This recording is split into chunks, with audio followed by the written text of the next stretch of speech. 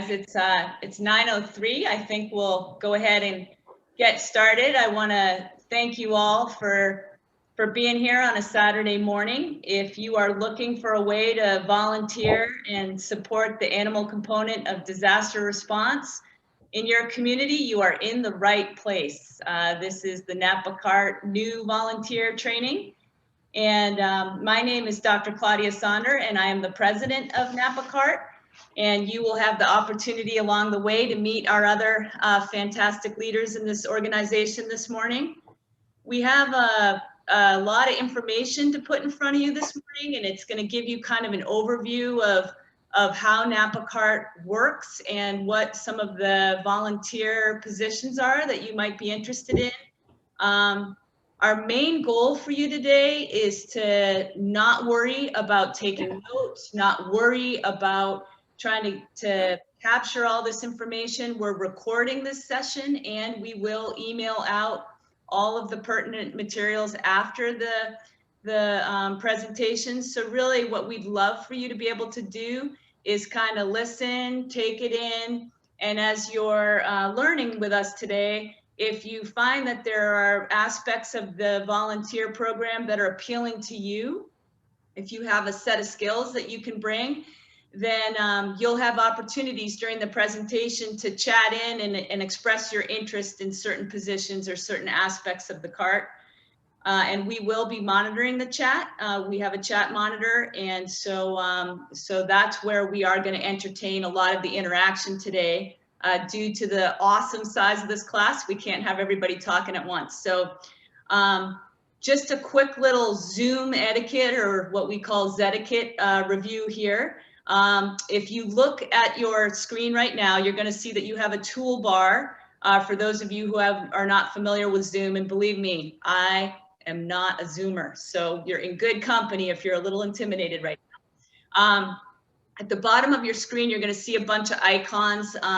The main ones that we're going to be working with today are the mute. We are going to try and keep you guys muted so that we can get through the presentation. And if you're unmuted by mistake and your phone's ringing or your dog's barking or that sort of thing, everybody can hear that. And don't worry if that happens. We have some muters here that can get you muted even if you're not sure how to do it. So there's no harm, no foul on Zoom today.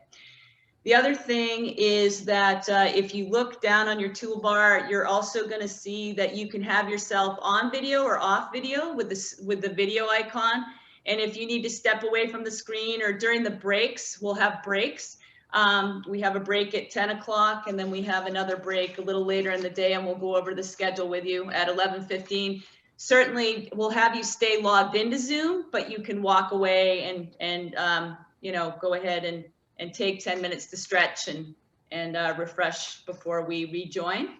And then when you are in chat, you need to make sure that when you're looking at chat, that the chat says to everyone. Otherwise, if you have it on a direct message, you will not be getting the attention of our chat screeners. So when you're in chat, make sure that it acknowledges everyone before you type.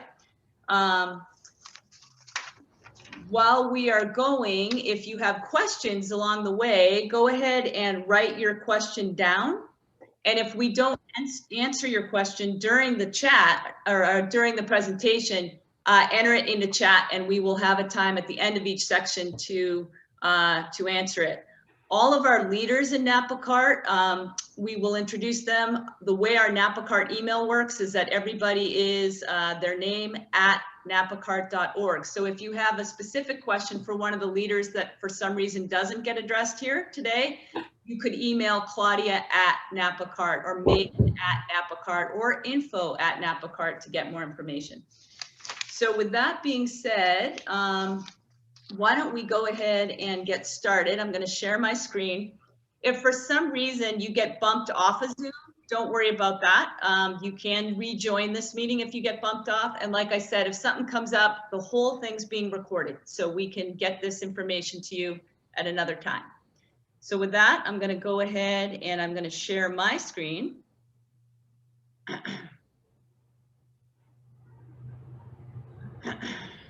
Going to go back on up to the top here. Give me 1 second.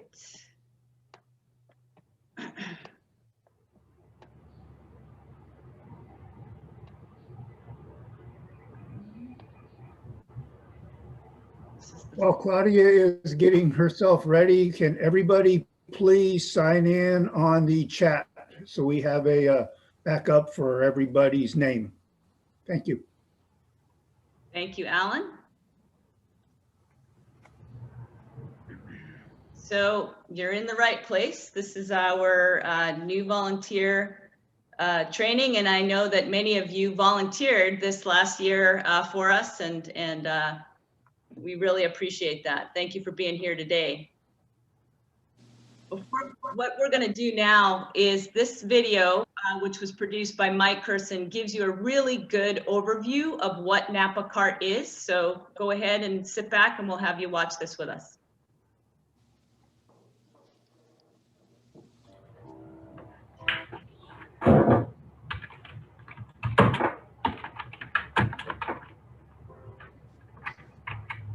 Hi, my name is Dr. Claudia Sonder, and I'm the president of the Napa Community Animal Response Team. The Valley Fire, which ravaged Lake County in 2015, was a wake-up call to all of the Bay Area to address the animal component of disaster response. Historically, the failure to address animals left behind in disasters has strained evacuation compliance and put first responders and civilians at risk. The power of the human-animal bond and the fact that 68% of American households own a pet has prompted more formal integration of the animal component of response. The Napa Community Animal Response Team, Napa CART, was developed in partnership with Napa County in 2016 to assist animal services with emergency and disaster response.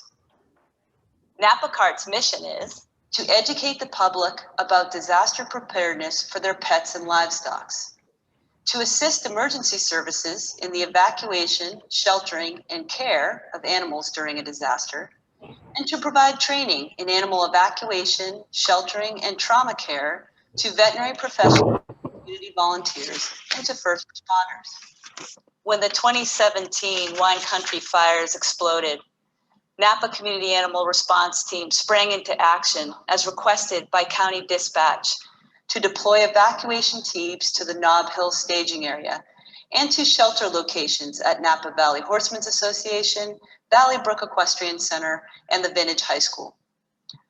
CART volunteers and community groups worked throughout the evening with Sheriff Escort to remove animals from harm's way and deliver them to shelter sites where volunteers set up pens and cared for the evacuated animals for as long as needed. Amazingly, over 800 horses and 200 livestock were evacuated in the first 3 days of the complex fires by volunteers without serious incident. Napa CART collaborated with the Northern California Association of Equine Practitioners to staff and manage the shelter. Since 2017, Napa CART has worked with the county and community donors to build a supply cache of livestock panels, stock trailers, equipment trailers, and shelter supplies. These materials allow the CART to respond immediately upon activation with a trained group of volunteers who have been sworn in by Napa County as disaster service workers. These volunteers are trained in incident command with a focus on safety and situational awareness. They have completed Cert Training, hauling certification and trailer inspection, animal-specific safety and handling training, and background checks to comply with the county MOU. In addition, each CART task force includes a safety officer and a communications operator trained in ham or county radio operations that is integrated with the county communications. These teams work under the supervision and guidance of responding agencies to provide options for animals affected by disaster. Currently, the CART has the capacity to shelter hundreds of large and small animals within hours of activation. Napa CART continues to expand the experience level of its leadership and volunteers through mutual aid to other counties facing disaster. Napa CART personnel played a valuable role in sheltering operations during the deadly campfire of 2018. The CART offers a diverse annual training and certification program for volunteers and can provide awareness level training for first responders who might interface with animal-related incidents. Okay, so working together then, let's nice and gently take the horse out and around and then back into this position. Large animals in particular present a high-risk, low-frequency challenge, and safety training is paramount to the well-being of first responders providing emergency assistance during evacuations and emergencies. Napa County is home to over 5,000 horses and countless livestock, including goats, sheep, and cattle. It's not a matter of if, it's when the next large-scale evacuation will be required. Contact us if you're interested in some safety and awareness training for your team, some hands-on time next to the large animals. We can give you some of the skills you'll need to be safe in the next disaster. To reach us, you can email us at info@napacart.org.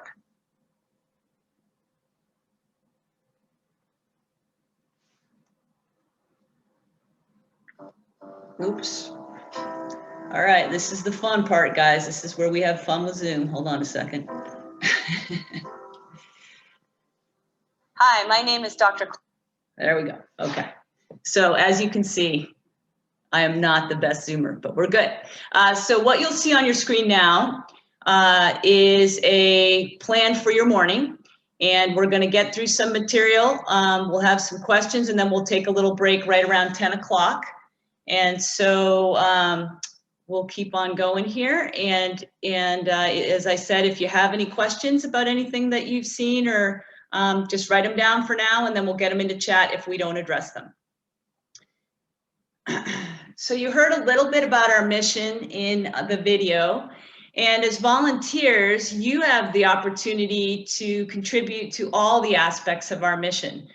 And really what we say over and over again in the animal component of disaster response is that we're always going to save more animals through public education than we are through evacuation. And so it's really wonderful to have a network of trained volunteers who can serve as community advocates to get the word out, not only about Napa CART, but about personal preparedness and individual preparedness. And we really need help with outreach. So that's one area where your volunteer hours can really have an impact. Of course, we respond to disasters, and many of you have done that with us. That video that you just watched was produced before 2020. And so certainly we did all have to go to work again this last year. And I suspect that 2021 will pose challenges as well. And then we are working to get our first responders trained, which is really a very rewarding activity. They're so interested in knowing more. And the end goal is that we have a reserve of disaster service workers. And you'll learn more today about how you can become registered with the county as a disaster service worker. So public education is, again, it's one of our probably most impactful things that we do. And we do have a schedule of trainings, which you're going to see in a moment, and we'll email that out to you afterwards. But you have an opportunity to learn as much as you want this year.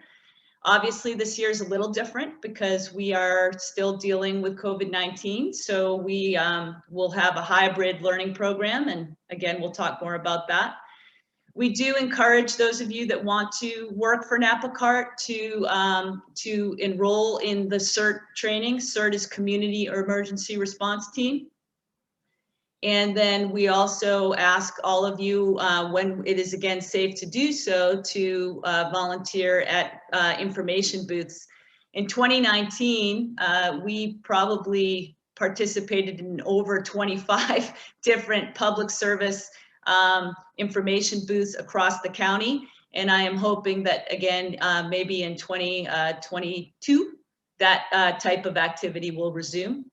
And then we do have a pretty active social media account where we do try to get information out to our volunteers, but also to the pet owners in our community. So any work you can do to help spread the following of Napa CART, the people who are following us will have real-time information about what's going on with the weather. We're nicely linked in with the county and with CAL FIRE and the other reliable information sources. So it's a good way to track what's going on during a disaster. This slide at the bottom, you can see there's a little technical rescue training going on, and we are working on building a technical rescue team in Napa CART. If that's something that you think you might be interested in, go ahead and type your name hyphen technical rescue into the chat now, and that's something that we would follow you with more information. Sorry.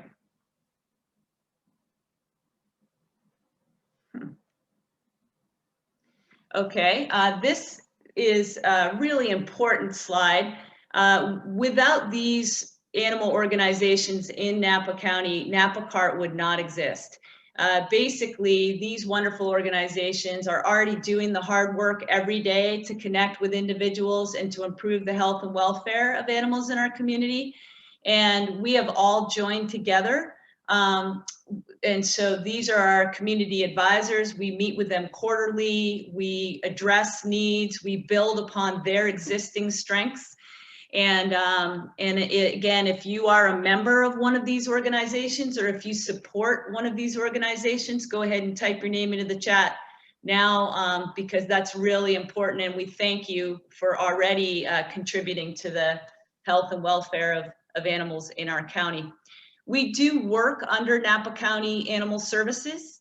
They are our leaders, and when a disaster happens, they are the ones who will often go ahead and activate us. And you'll have an opportunity later in the year to meet some of that team.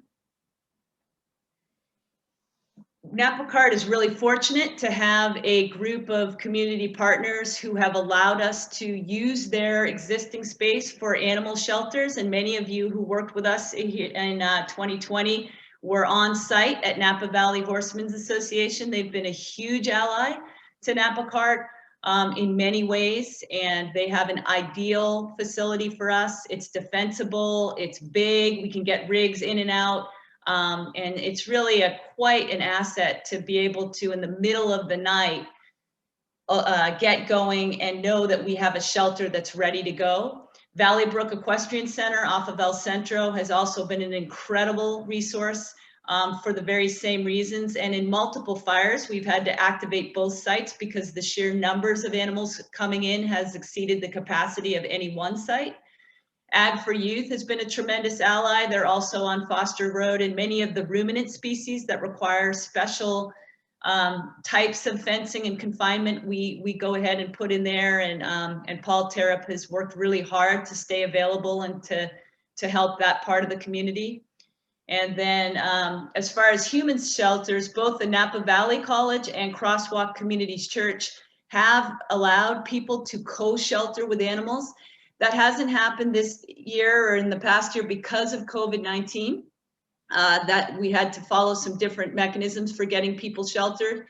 But those are great allies in co-shelter situations. And of course, Napa County Animal Shelter has a huge role, a primary role in sheltering companion animals. And then they will reach out to us if they are, if the needs of the disaster exceed their capability. That's when our companion animal team goes to work.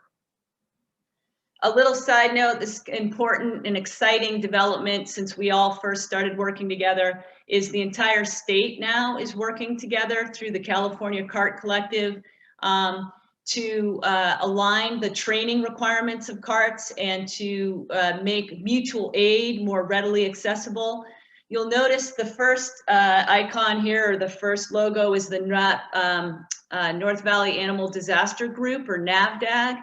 NAVDAG has been a key player in CART development, and when Napa CART first decided, okay, we've got to go to work and create a CART, it was NAVDAG's leadership and their collegiality, their willingness to allow us to use their materials that allowed us to do what we're doing now. So we always want to take a moment to thank the North Valley Animal Disaster Group and I'm sure many of you have volunteered for them. Sonoma CART, Solano CART, Napa CART, we have all become regional partners. We're working together to make sure that cross-training is happening and that we accept each other's training, and you'll hear more about that.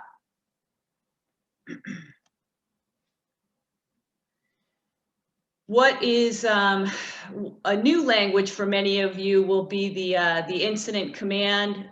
I'm moving my toolbar so I can see here. So incident command system is a very important part of what we are going to teach you, and it's basically a universal language that was developed back in the 1970s during the very large wildfires where you had multiple agencies coming together to work together.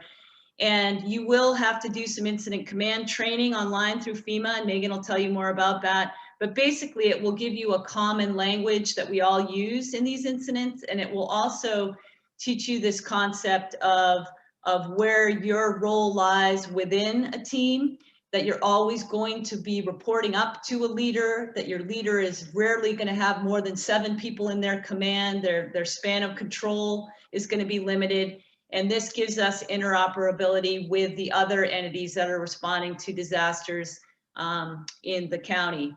This is an example of an incident command chart, and you can see this is sort of a generic chart, but it makes sense for our organization. We have our Office of Emergency Services. Below that, we have Animal Services. The CART reports to Animal Services, who then reports to the EOC.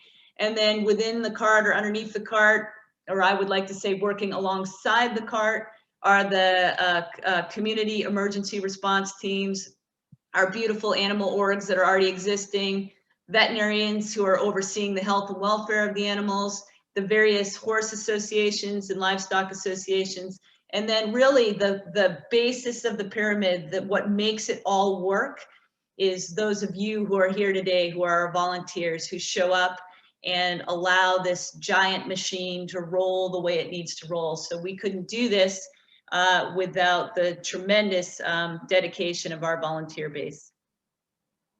This is our Napa CART incident command chart, and you'll get used to seeing these. Oftentimes when we are deployed, we will display the org chart so that when you show up, you know who's in charge and who your supervisor is.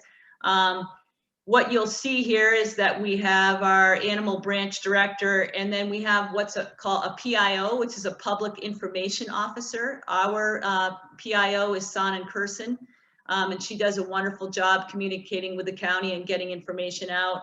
We have a safety officer, Jen Borgen. You're going to meet Jen today when she does her part. Our primary admin, or what we call our operations manager, that's Megan. Megan's the one who herds cats, no pun intended, and gets you all where you need to be. And then if you look down under there, you see that we have some logistics. Logistics is really getting the supplies that we need where we need them to take care of the humans involved, so to take care of you volunteers and to take care of the animals that we're caring for. So logistics is a big and important job. Operations, as you can see, is a gigantic job. So under operations, we have animal search and rescue, and you can see that's broken down even further, and you'll learn more about that. We have our volunteer coordinator. Karen is on the meeting today. You'll meet her, and volunteer coordination is a huge part of successful operations, as you can imagine. We have our shelters, and be thinking about, am I somebody that wants to work in a shelter, and do I want to work with companion animals, which would be dogs and cats, or do I want to work with hooved animals, which would be our large animal shelter. We have our veterinary group under operations, and then we have communications, which is key. We can't do this kind of work if we aren't in regular communication with our command center. And so if you're interested in getting more radio training, that is something we highly encourage. We have a hotline. That's how people call in to let us know that they need help. In the glass fire, we had hundreds of calls, over 300 calls come into hotline, and about 150 requests for service go out. So as you can imagine, hotline is the gateway in for people to call and ask for our help. And then we had a very sophisticated dispatch operation this year, which was highly enabled by the community emergency response teams that we worked with. And again, you'll learn more about that. But you can see that this is a complex organization, and there are many different areas where you can plug in as a volunteer. Why do we do this? We all are on here because we love animals, and this is something that's near and dear to us, and we want to make sure that the animals in our area are taken care of. But quite honestly, when we take care of animals, we save human lives, and we do that in a number of ways.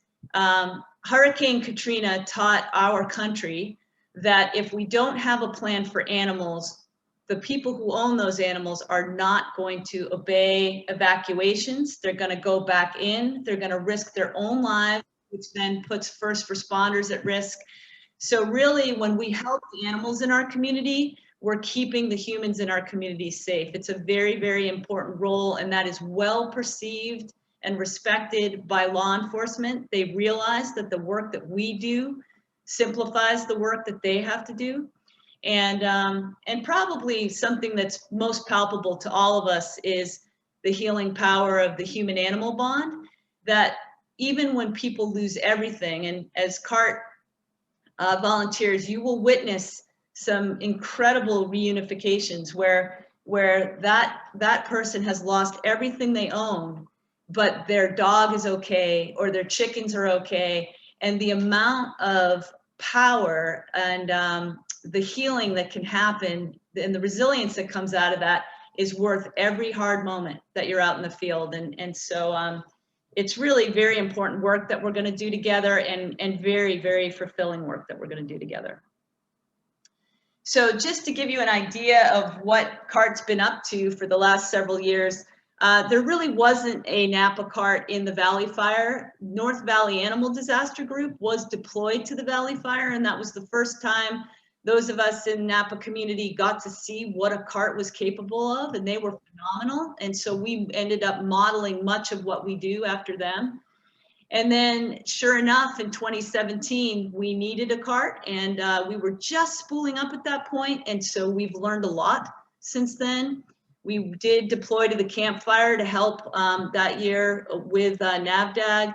We did do shelter operations in 2019 for the Kincaid Fire. We were a mutual aid shelter. And then of course in 2020, we had two very significant deployments, both of which lasted 18 days, and thousands of animals were impacted. Hundreds were sheltered and thousands were cared for in the field. So you'll learn more about that, but we really have a need for a large disaster volunteer group so that we can respond to these 3-week events that we are being presented with. So there's all sorts of ways that you as a volunteer can help Napa CART. You can be working in the shelter, you can be helping with volunteer scheduling, donation management, transporting animals, working the radio, working the hotline, helping us with getting supplies where we need them, providing foster homes. And one of the things I don't have here is also really helping us with outreach, community outreach, spreading the word on individual preparedness, and getting people involved with Napa CART. And here are just some pictures. You can see we can work you really hard on a hot sunny day and make you load livestock panels, and hats off to these volunteers who were out here doing this. This was back in the Kincaid Fire. You also you just get to meet some really extraordinary animals in these shelters that leave a imprint on your heart. And it's really just a variety of work. If you're somebody that likes to be physical, we got work for you. If you're somebody that doesn't really have the ability to be physical, but you want to help, we got work for you. So there's all sorts of opportunities. Really, the main update through the county is that we're very well integrated with the county. They have a signed MOU with us. MOU is a memorandum of understanding. So we have some training obligations, some security checks, some background checks that we're going to do with all of you to make sure that we're putting forward a team that the community can, that the county can trust to go out and do this kind of work.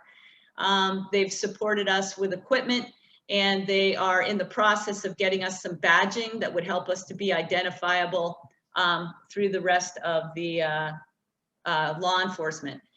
So that is all I have. It's about 9:30. What I'm going to do, again, just for now, why don't you guys write down any questions you have and hold on to them for a minute. I'm going to introduce you again to Megan Van Kootren. She is our operations manager, and she is going to take it from here. Thank you, Claudia. Hi, everybody. Thanks for joining. So yeah, as Claudia said, I'm going to just kind of go through some of the training requirements and whatnot for everybody. And as Claudia mentioned in the last slide, we do have that MOU with Napa County, and the, I guess, gold standard for to adhere to our MOU is for everybody in our organization to become a disaster service worker. And I'll go into a little more detail about how you can do that. Once you become, well, any volunteer, once you are part of our organization, there's different areas that you may find of interest or something that's well suited to you. So we've got, these other areas: leadership, hotline, livestock shelter, companion animal shelter, and the animal search and rescue is a big undertaking. And so within animal search and rescue, we've got all these other areas where you might find your little niche, radio operators, trailer drivers, whatnot. Claudia, can you go to the next slide? Yes. Thank you.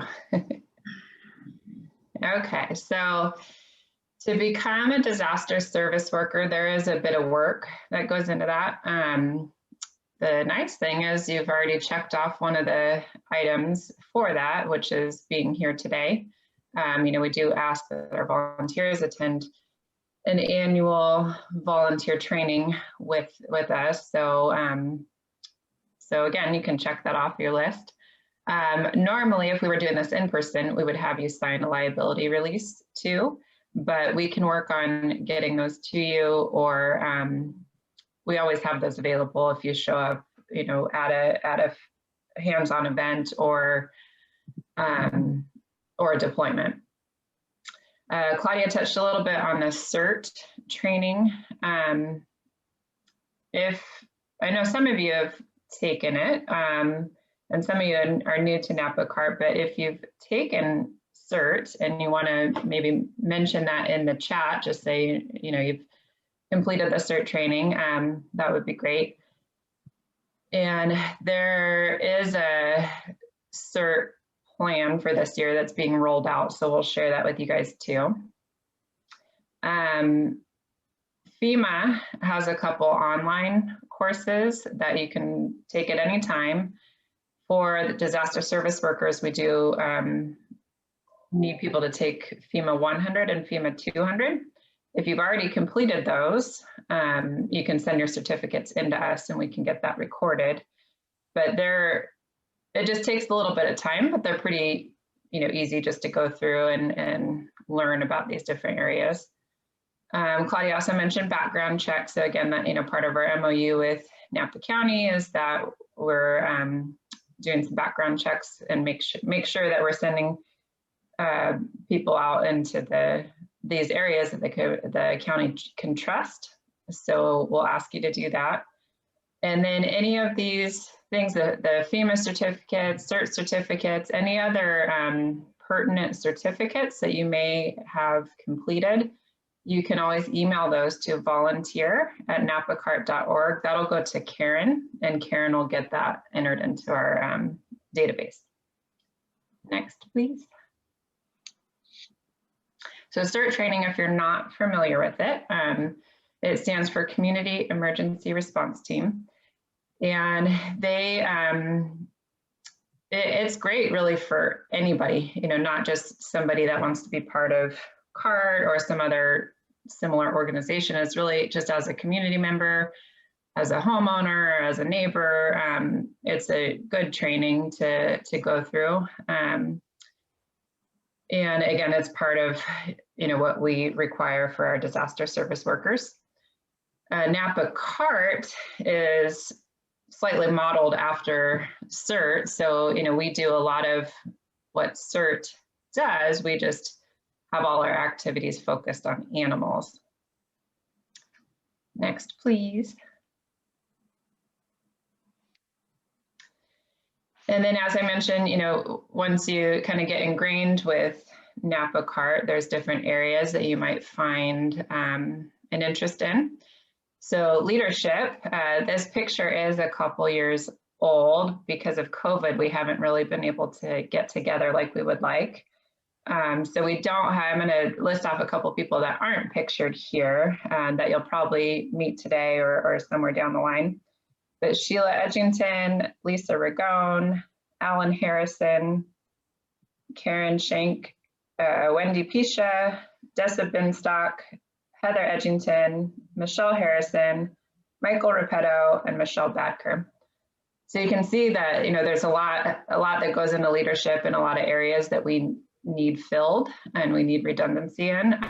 If leadership is something you're interested in, definitely let us know. And there are a couple additional Fema courses that are required of leaders.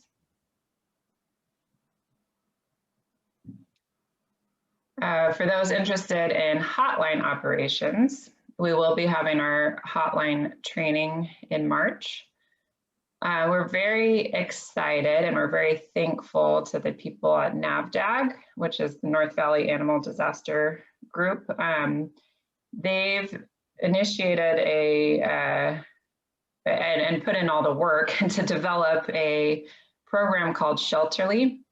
And we're going to be playing with that and learning more about that this year, and hopefully we'll get very comfortable with it and be able to integrate it by the time we get deployed next. But it's going to be really great for us and we're excited to be using that. So if you're interested in learning more about that, you can come join us on March 4th. Another area that you might find interest in is livestock sheltering. As Claudia had mentioned, with all these areas, there's different levels of, there's administrative roles, there's physical roles, we can find a spot for anybody that has interest in any of these areas. So with livestock sheltering, most of the roles tend to be a little more physical. You do need some experience with horses and other livestock. We'll ask that, at some point we kind of assess and our leaders have a chance to make sure that you have that experience and know where to place you in a shelter. We do recommend a couple different vaccines just because of the nature of the work that you're doing. And then there's a couple dates here again for if you're interested in livestock sheltering, these are good trainings to attend. And we've with COVID too, we've put together some home studies that we can work on getting out to everybody too. Some are on our website, some's on our YouTube, and we can work on getting the rest out. Companion animal sheltering, very similar, it's got multiple different roles that you could take part in.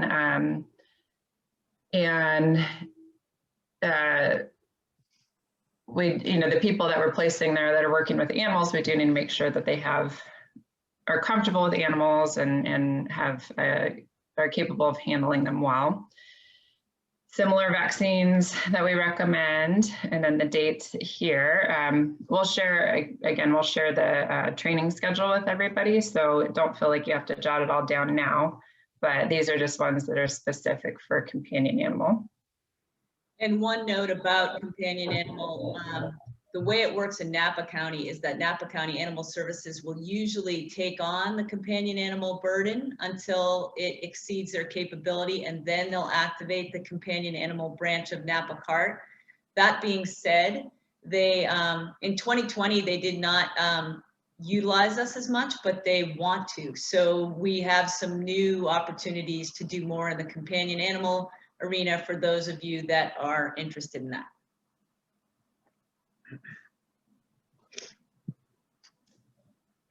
Animal search and rescue, or ASAR, or field operations. It kind of encompasses a lot. It's a big part of what we do. And with that, it's probably the more intense position that you may find yourself in. So we do, the people that we're sending out in the field, we need to make sure that they're well versed in different types of animals and different scenarios, and that the team leaders for this area know what their capabilities are. Part of that is a fitness test. I mean, you're going out and maybe hiking up hills and, getting into some pretty tricky spots. So we want to make sure that you're going to be able to, do that well and not put yourself at any health risk while you're out there. Similar vaccine recommendations for people out in the field, again, due to the nature that you're dealing with out there. And then there's a lot of different trainings that we would recommend for people that are interested in ASAR. Again, because you never really know what you're going to encounter, and we want to make sure that you're well versed. So if ASAR is something that you're interested in, we recommend doing as many of these trainings that you can, and kind of cross training with other areas so that you can move back and forth between some of these roles, because depending on the day, one day you might be assigned to one thing and the next day it might be something different. So we want you all well versed in that. Next, please. Part of ASAR is transportation, and that can be people that are just simply going in ahead of fires or whatnot and evacuating, or shelter in place. There's a lot that takes place here. So for people that have trucks and trailers and that are interested in helping with evacuation and transportation, there are some certain requirements that we ask of you. We want to make sure that when we send you out into these areas that you're comfortable enough driving a truck and trailer that you can get in and out and not get stuck somewhere. So we do have some trailer driving course certifications coming up in May and June, and we'll actually ask you to navigate a little course and make sure that you can do that with your truck and trailer. We do need pilot vehicles and maybe people hauling food and supplies for shelter in place. So not everybody that wants to be part of this has to be able to drive a trailer, but there's other areas too.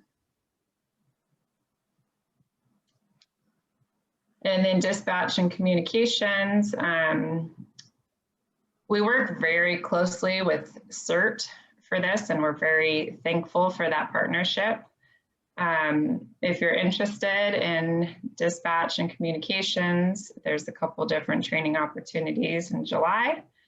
And there is a ham radio group that practices regularly, so that would be something we would encourage you to attend. Next, please. The training schedule is here. We do have all these dates on our website, and we'll share this with you too, so you guys have all these dates in front of you. And as they approach, we'll start, putting stuff out on Facebook and getting emails out too. But we'll make sure you get this so you can be aware of what the ones are that you want to attend.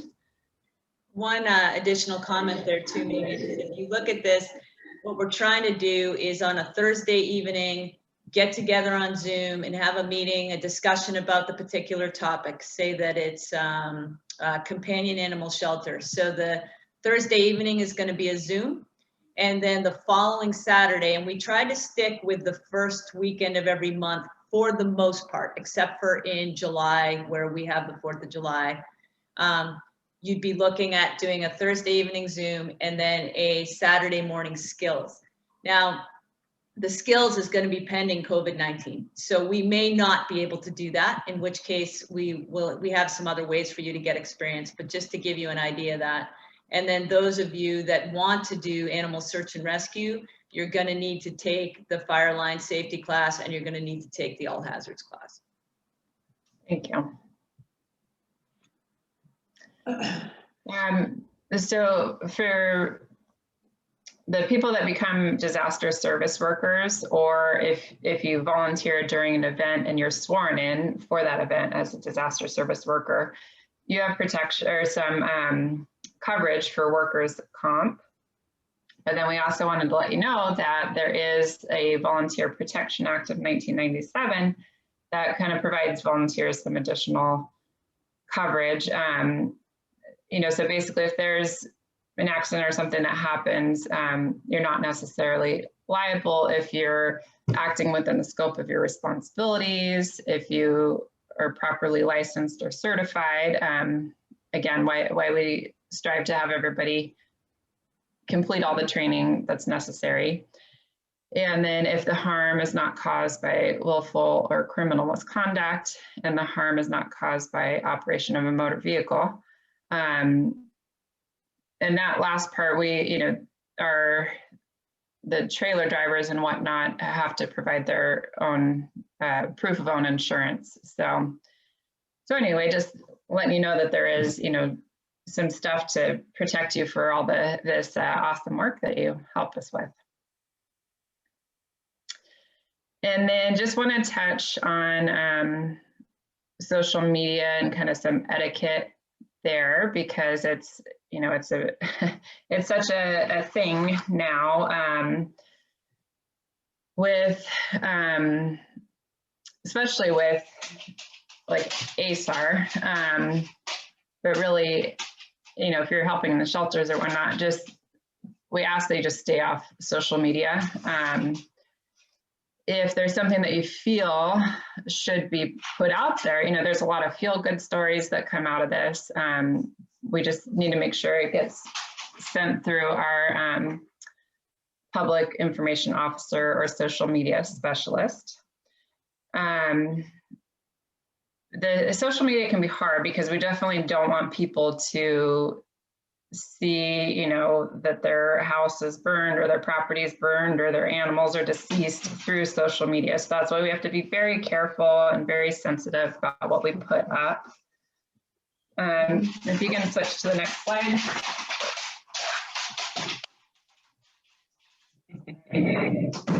I'll let my whiny dog out. And so along those lines, especially, I feel like especially this year, the people that were doing ASAR, we're very connected and communicating with the owners of the animals that we were going to look for. And so a lot of times we're taking pictures and sharing those with the owners.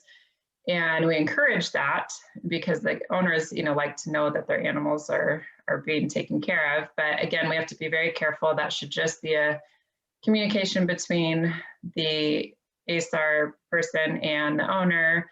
Shouldn't go out on social media. And you have to be careful of what you're taking a picture of, what's in the background and whatnot.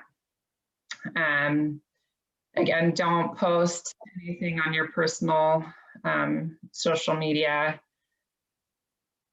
And we can add you, if you get a good story, like a nice feel-good story, we just want to make sure that we get permission from the owner too before we share that. Next slide, please. And again, just a lot of what we're doing is very sensitive. And so we need to make sure that we're dealing with everything delicately. And we want people to trust us to do the work that we're doing. And so we have to, keep that in mind.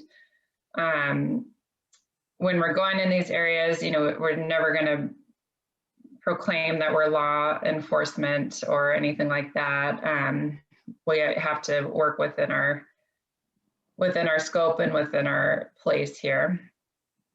And again, just more, don't share stuff on social media that is sensitive and could makes an owner or somebody feel bad. Next slide. On that note, we are seeking someone to help us with social media. It's a big task, and Sonnen and myself have been the ones to kind of lead it, but if anybody is interested, we would gladly accept some help. So you can let us know if this is an area that you're familiar with and have an interest in. And I'm going to turn it over to Jen Borgen, who's our safety officer, and she can talk to you about safety. Right. Hey, Megan, can you answer one question first? Of course. Are we accepting certification from outside of Napa for any of the other counties? Yes. Yeah, so if you've taken CERT in a different county, just go ahead and send us your certificate. You can email it to volunteer@napacart.org, and Karen will get that recorded. Thank you. All right, thank you, Megan. Can you hear me all right there? All right, good. So what we're going to do is do a little presentation here on a safety overview, but also wanted to talk about what a safety officer is. But most importantly, everybody is a safety officer when they're out in the field or working in the shelter or anything like that. So there's a bunch of stuff that we need to cover, and we've got to cover it fairly quickly. So you'll please forgive me for being a fast talker. So this is a safety algorithm, and that algorithm is just a fancy word for a set of rules that you follow in a problem-solving operation. And by definition, an emergency response is certainly a problem-solving operation, just by definition. And so this gives us a tool, and a very important one, to keep all of us safe. And it's elegantly simple, as you can see. It's got 3 moving parts, right? But it's much more difficult to put into practice. And here's why. So safety for yourself comes first. And that is very difficult for a lot of people to handle. They might think that they've got it down. Yep, got to look out for number 1, no problem. But then when you get out into the field, that's the last thing in the world that happens. First off, you're very focused on trying to take care of the animals. That's what we're there for, right? You're trying to look after your teammates and other people who are involved in the operation, maybe other emergency responders or even animal owners that can certainly present some safety risks, but we always have to look after number 1 first.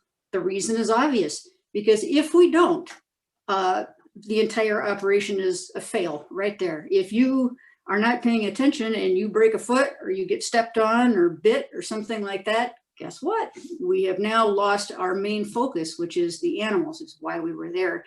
All right, so we can handle that. But what about your team and other people that are around during this operation? Well, if they aren't looking out for themselves first, then that becomes an operational fail right there.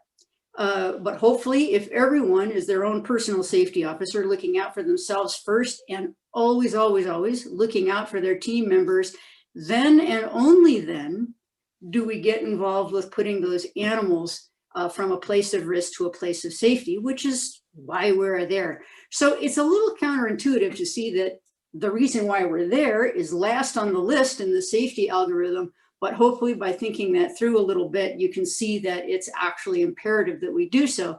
So I want you to take that symbol of the yellow triangle with the exclamation point, and I want to see that flashing on the inside of your foreheads whenever you're working in a shelter or out in the field.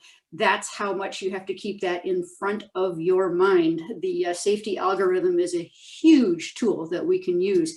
All right, next slide, please. So speaking of getting from risk to safety, what could possibly go wrong here? Folks who have been around animals for a while, particularly a 1,200-pound deer like this one, can probably recognize a whole bunch of stuff happening in this photo. that could create huge problems. There's a fire burning in the background, kind of bearing down on the scene. We've got a whole lot of people standing there and a whole lot of people in motion. So you can see that there's a whole bunch of factors here that need to change and change fast, or it's very likely that a person or an animal is going to get hurt in a situation like that. And all right, well, so how do we prevent this problem from happening? And I'm taking a look at this and seeing that there's a whole lot of people who have a laser focus on that animal. And I think anyone who's been around animals for very long knows that when you have even you, but much less a bunch of people with a laser focus on that animal, their energy goes straight up. And sometimes it'll go literally straight up.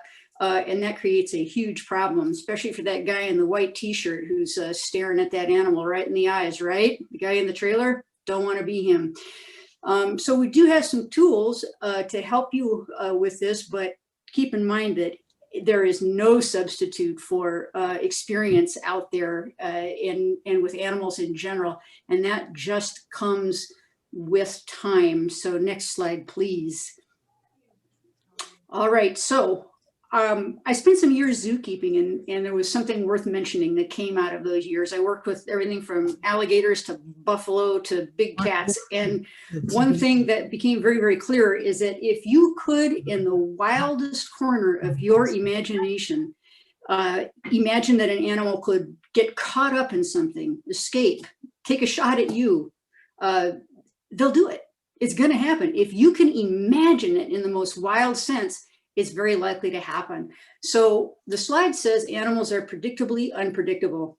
That's pretty much it. And under stress, it's totally magnified. What you see as being a very placid horse or goat, cat, dog, under stress in a situation like that, environmental stresses and people stresses and everything else, and there all of a sudden you're looking at some beast from the Pleistocene that's operate under their own instincts, which are quite primitive. And so it's really important to remember that under stress, everything changes. So how do you assess the hazards and how do you reduce those hazards? What resources do we need? Well, most important thing is the stop sign on the bottom. And from a safety perspective, everybody should know that it is your duty, and certainly as a safety officer, but your duty as a team member, when you see the situation devolving in any way or deteriorating, it's time for a timeout. Call timeout. Some of the teams work out signals for themselves, like a whistle or a honking horn or something like that, where it just means stop. Whatever you're doing, stop. That's a very, very important tool. And I realize that this is a lightning speed overview, but we do provide much more in-depth training on this. All right, next slide, please. Uh-oh. Well, what do you think about this one? Now, if you're the type of person that looks at this slide and says, oh yeah, I want to do that.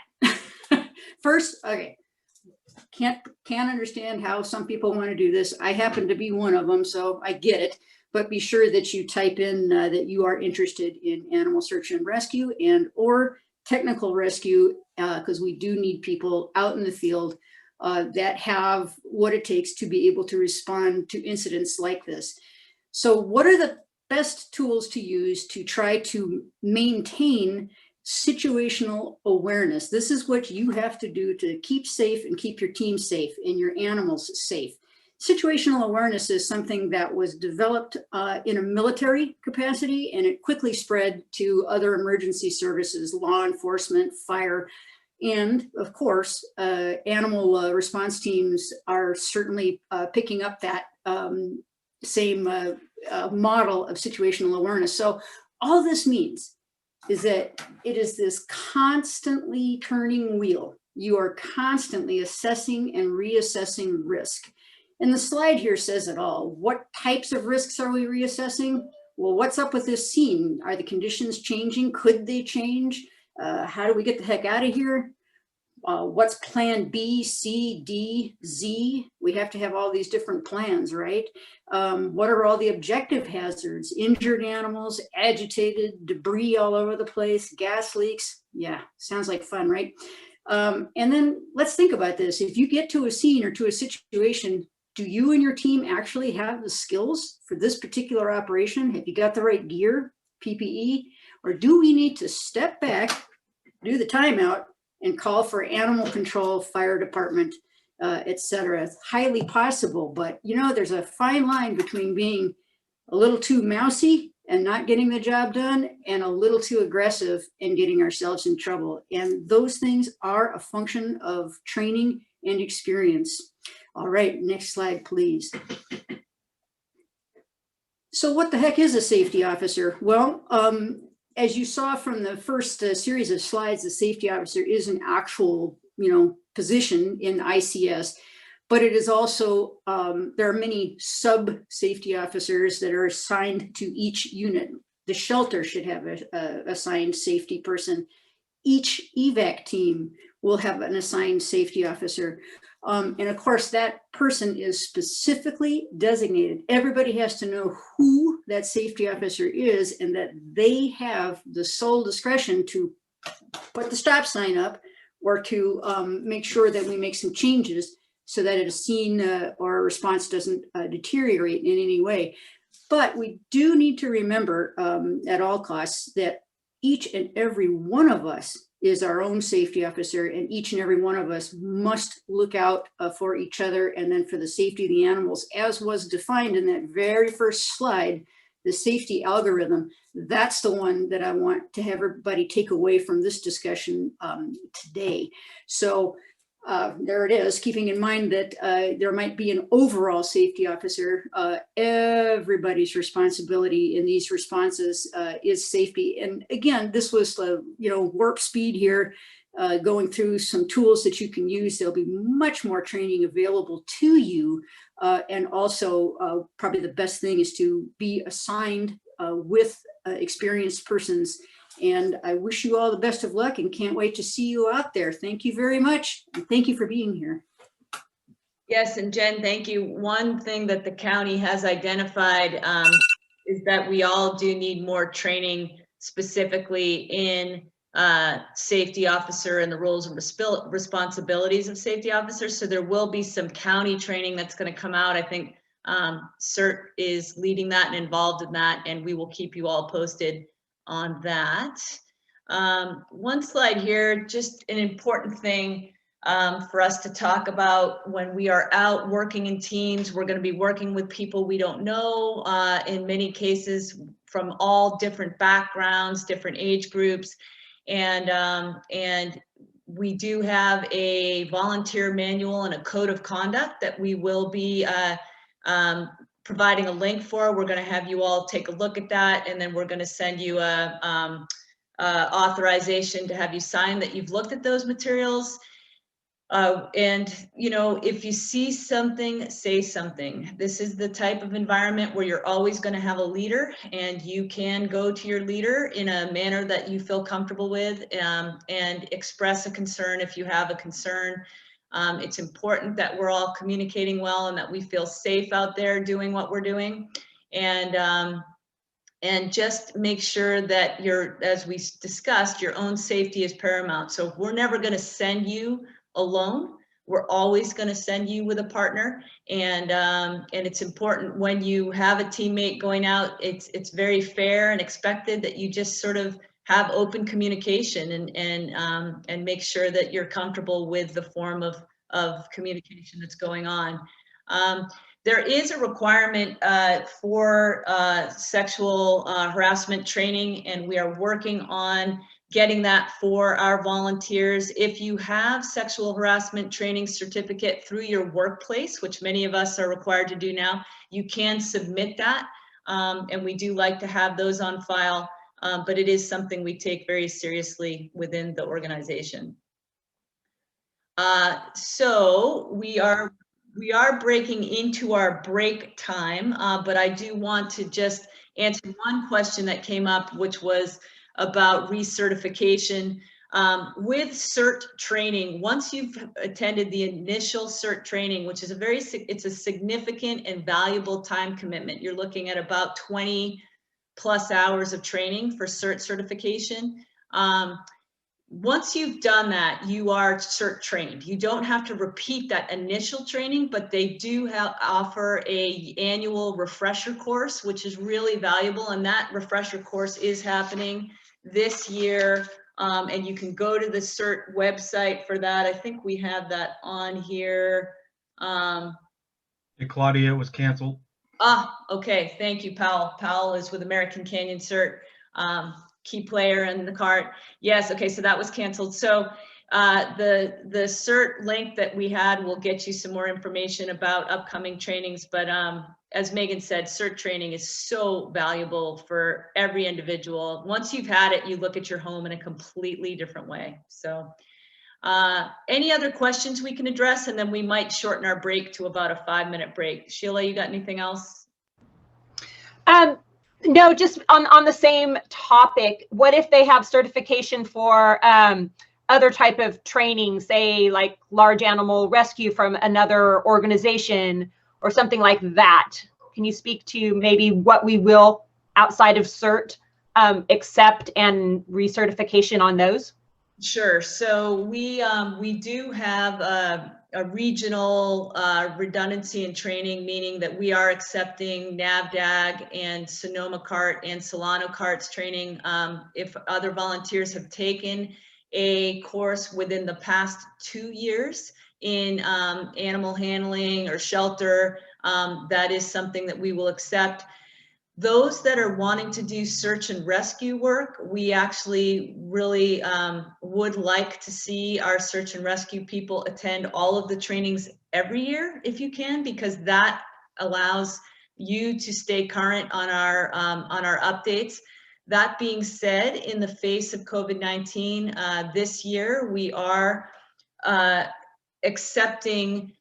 If those of you on this training or our returning volunteers have done 20 hours or more of volunteering in 2020, we are considering you skilled trained in the area that you volunteered. So if you spent that time in the shelter, we're going to consider you shelter trained for 2021.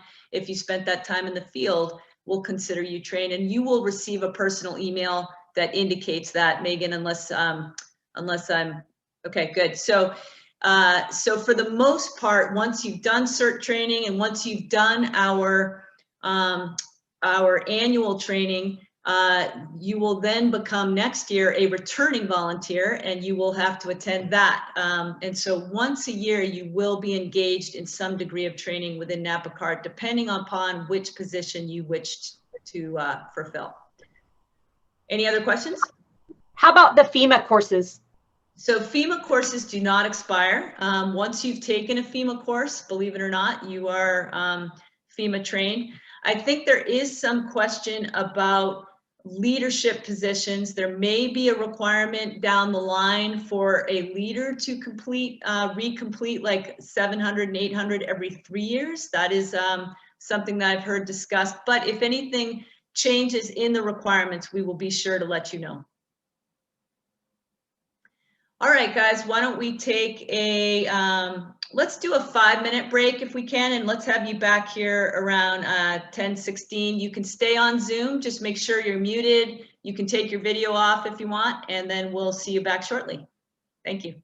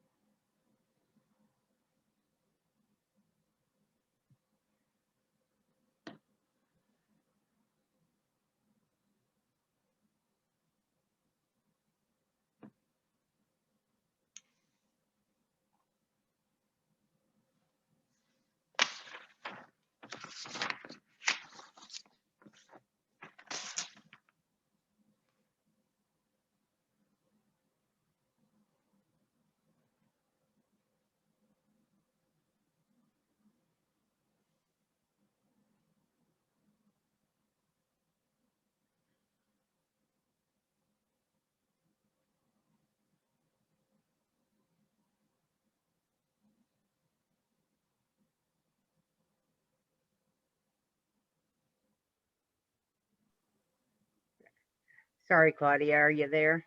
Yes. Okay, yeah, I just typed on that. So for the large animal, then that's going to be considered certified for last year. Good question. Even though I'm taking the class right now, with the amount of hours I had, that's going to go ahead and count towards. Is that correct? That is not correct. So Cert Training is independent of CART trainings. We build our knowledge base off of the Cert Training. So you Okay. will need to take Cert Training in addition to the volunteer hours. Oh yeah, no, I'm gonna go ahead and take the classes, but I just wasn't sure how to balance that out with everything.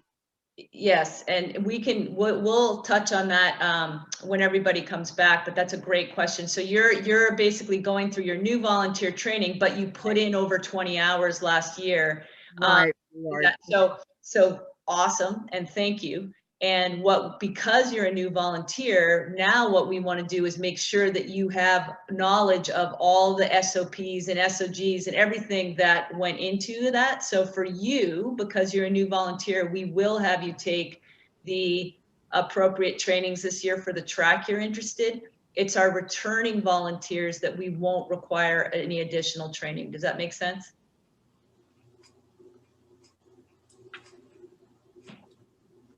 And I'll go over that. That's a great question. Thank you for bringing that up. Hey, Claudia, Yes. there's someone else on there who says, I went to Katrina and took FEMA training, but have not been able to find proof of completion. I assume I must retake, hope not, but.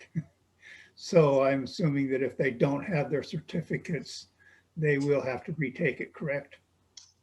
Yeah, and unfortunately, that's a common thing. Like, I think a lot of people can't find their cert certificates from a long time ago. And so I guess if they had the ability to reach out to whoever administered cert in that county or wherever they took the training. They're talking about the FEMA training, the Fema courses. Oh, the ICS training?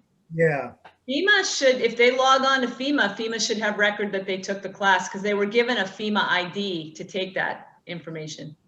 I will send them a message saying they might be able to.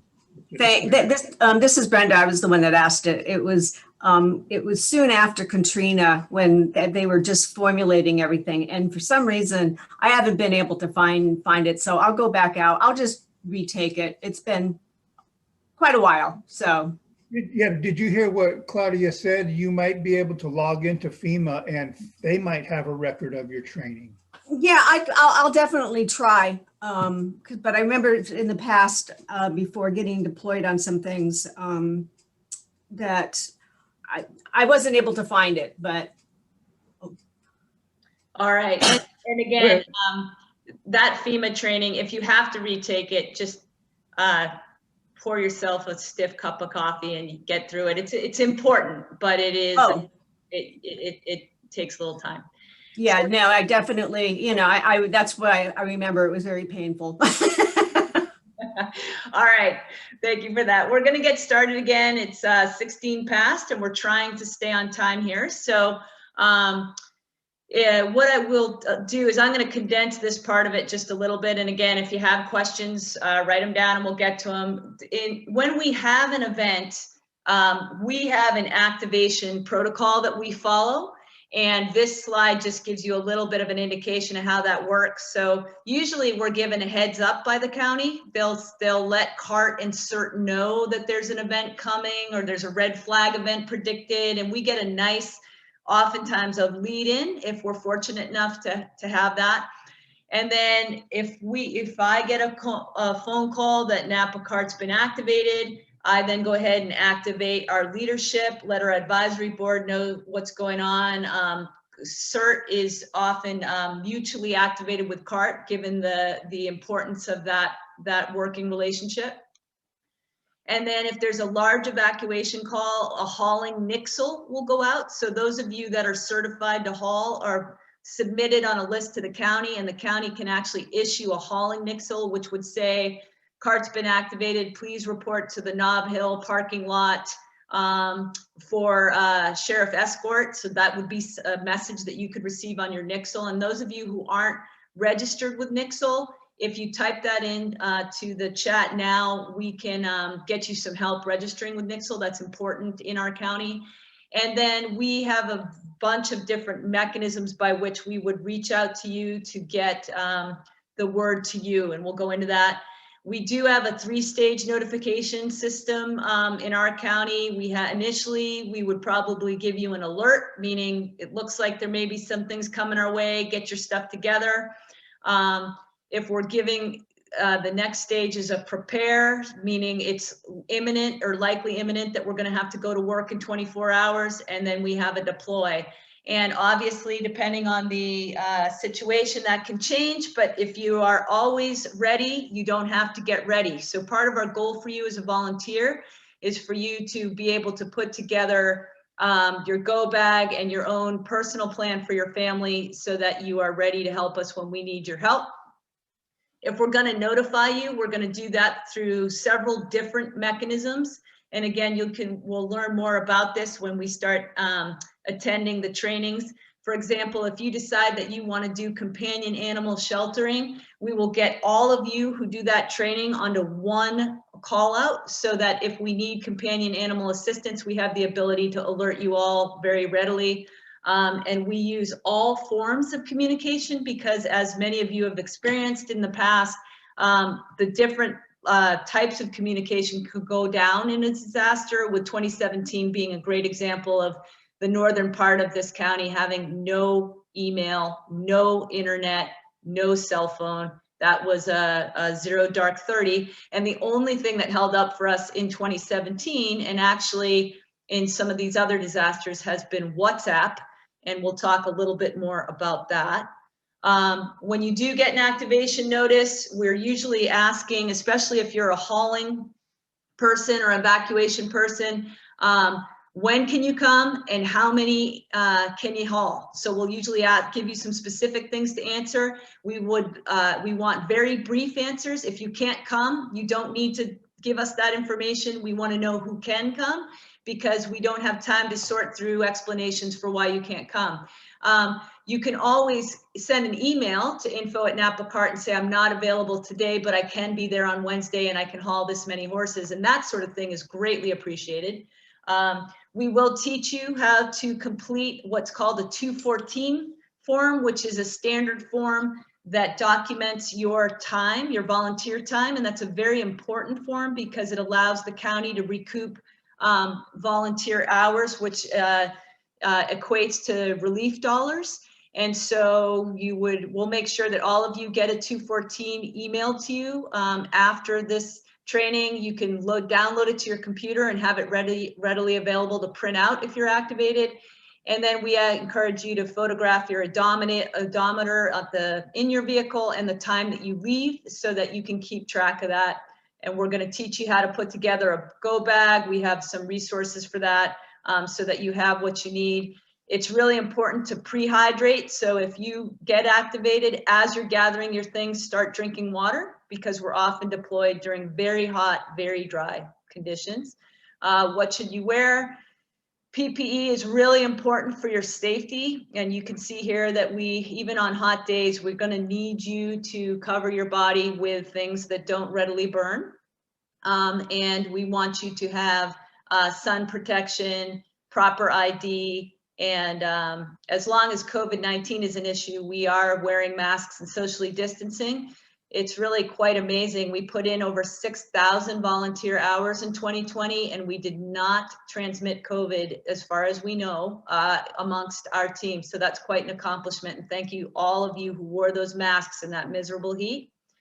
That was really quick. If you have a question about any of that, go ahead and write it down and we'll address it. We're trying to catch up, and I'm going to go ahead and introduce Karen, who is our volunteer coordinator. Karen. Thank you, Claudia. Hi, everybody, and thank you so much for coming today. We have talked a bit about some of the roles within our organization, many of which are what we call front of the house roles, roles that are out in the public and out out in the environment doing the important work that we do, but we also have a host of roles that are what we call behind the scenes, and volunteer coordinating is one of those. Our volunteer coordination staff is responsible for supporting and managing our volunteers in many different environments and during many different events. Some of the things that we do, of course, include managing our trainings and making sure that people have access to the trainings. They come, they get signed in, and we have the opportunity to document that you were here. We also spend a fair amount of time during our deployments coordinating not only our short-term but long-term staffing needs. We learned pretty quickly in our fire events of 2020 last year that our staffing needs were incredibly immense, and that it was crucial to have more support in the area of volunteer coordination. So many different hands in that role to help manage our incidents and keep those responses and our volunteers supporting the efforts that we have out in our community. So that's a really important portion of what volunteer coordinators do. In addition to managing our staffing needs during deployments, we also have roles within volunteer coordinator that include supporting our volunteer database and maintaining that database, of course, which involves maintaining certificates and keeping track of our membership and so on. And then, of course, along with that, we have statistics that are really important regarding our volunteers and their efforts that we, of course, have to support the county with. And it's really important that we have people that are versant in the ability to manage and track data and support our leadership with that data when called upon. In addition, of course, we maintain all of the documents and files for our volunteers and leadership. So having individuals that are versant in computer programming, specifically Word document forms, spreadsheets, and so on, is immensely helpful. And as you can see with this host of responsibilities in this specific position, there are opportunities for people with different skill sets to participate and be available. But one of the benefits of this role, of course, is that we don't always have to be front of the house and we don't always have to be on scene. A fair amount of the responsibilities within volunteer coordination can be managed from home or from a remote location, which actually parlays very nicely into our current health environment, because of course everybody has concerns about their health risks and COVID, and this is one of those positions that can be done from pretty much anywhere as long as you have access to a computer, a phone, and so on. So we really need individuals that have a skill set or ability to maintain good communication and correspondence with our volunteers, to manage databases, and to provide that sort of link between our responses and our volunteers and make sure that everybody gets what they need and gets situated. Next slide, please.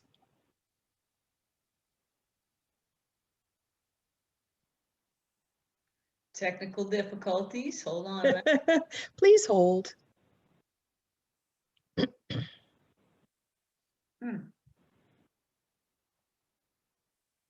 Okay. So some of the things that you as new volunteers should keep in mind as you go through your various trainings and you participate in CART events, it's really important that first and foremost that we have an idea of what your skill sets are, what your interests are, what experience you have, whether it be work-related or volunteer-related or just personal interests. Our volunteer survey is on our website, and it's really important that you fill out this survey and complete it so we get a really good idea of where you might fit into our organization and what roles you might be interested in participating in. So you can do that at napacart.org/volunteer-survey. And the link is actually provided within our PowerPoint here today. So later on, when you get access to our PowerPoint, you can go ahead and click on that and fill that out. In addition, back one, Claudia. Thank you. In addition, if you get access to or participate in any trainings, whether they be with our organization, with any of our affiliates, or any of the CARTs, certs, or other organizations around California, you can certainly provide those certificates and we'll keep them on file. And that really helps us with our maintaining a database that the county can look at and determine how qualified our volunteers are and our membership is, so that we fulfill those requirements for Napa County's requirements. For those of you who meet the DSW criteria, once you do so and your background check is cleared, we'll get you a Napa CART badge once that process is started. And then you will have some identification so that when you participate in trainings or deployments or even activation drills, we can identify those individuals who are already pre-sworn in and pre-trained so that we can better utilize your talents and your skill sets immediately. As Claudia mentioned before, we take trainings from all of our surrounding CARTs, NAVDAG, which is out of Lake County, Sonoma, and Solano CART. Claudia, just a quick question. Contra Costa, I know we've done some work with them. Are we accepting training from them as well? I haven't formalized that, but yet in the future, the goal is yes. I have to get permission from EOC to do that. So that's in the works. Good Great, call. thank you. Yeah. In addition, as Claudia mentioned, we're looking and we're part of a statewide coalition to homogenize the CART training and CART response and process. And so as we go through our trainings in the future, we will be able to, once that process is more formalized, we'll be able to accept training from other places and other organizations throughout the state. Next slide, please. A couple things to remember that Claudia touched on, and I'll go into just a tiny bit more detail. When a deployment or disaster has been declared, of course, we will be notified via the routes that Claudia mentioned, which can include, of course, email, text messages, WhatsApp, Facebook, and so on. And at that point, then you want to, as a volunteer individual, make sure that you first and foremost, make sure that your home, your animals, and your situation is prepared and well supported. Once you do that, of course, make sure, of course, you tank up on the water and you get your go bag ready if it isn't already. Make sure that you load your personal protective equipment, your PPE. And once you receive that notice and you are preparing to leave, you should start what we call your 214 or incident form. And that will start from the moment you respond to our plea for assistance and you inform us that you're available and preparing to deploy to whatever staging site or work area that you've been assigned. So you'll go ahead and start your 214. Make sure that you track your mileage from the time you leave home and for each and every stop that you make, including your mileage when you return or go off shift. Make sure that you proceed to the designated check-in site or assignment site or staging area, depending on what the directions are. Depending on our health environment, of course, in the past when we were doing more in-person deployment preparation, we were able to have everybody go to a specific staging site and you would be assigned and sent from there. But we learned during the COVID event that that wasn't always feasible nor advisable. And so you may be sent to your assignment site or to an additional site to get started with your event. So make sure you proceed directly there. Make sure that you check in with the lead at that area. There should be a check-in table or a check-in sheet that you should sign into and follow the instructions given by the lead staff there. On the converse end of things, when you're finished up for the day, don't forget you need to sign out when your shift is done because we need to keep track of our volunteer hours and give you credit for the time that you have worked in. And you need to make sure that your check-in and check-out times match your 214s. So each and every time you move sites, whether you're going from your home at deployment to your staging site, you need to note that on your 214 so that that information matches our sign-in sheets.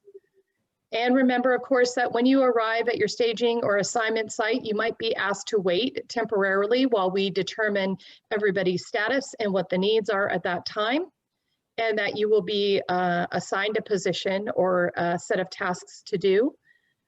Make sure that you stay available and wait patiently while our leads get themselves oriented and get you assigned in the right spot. Next slide, please.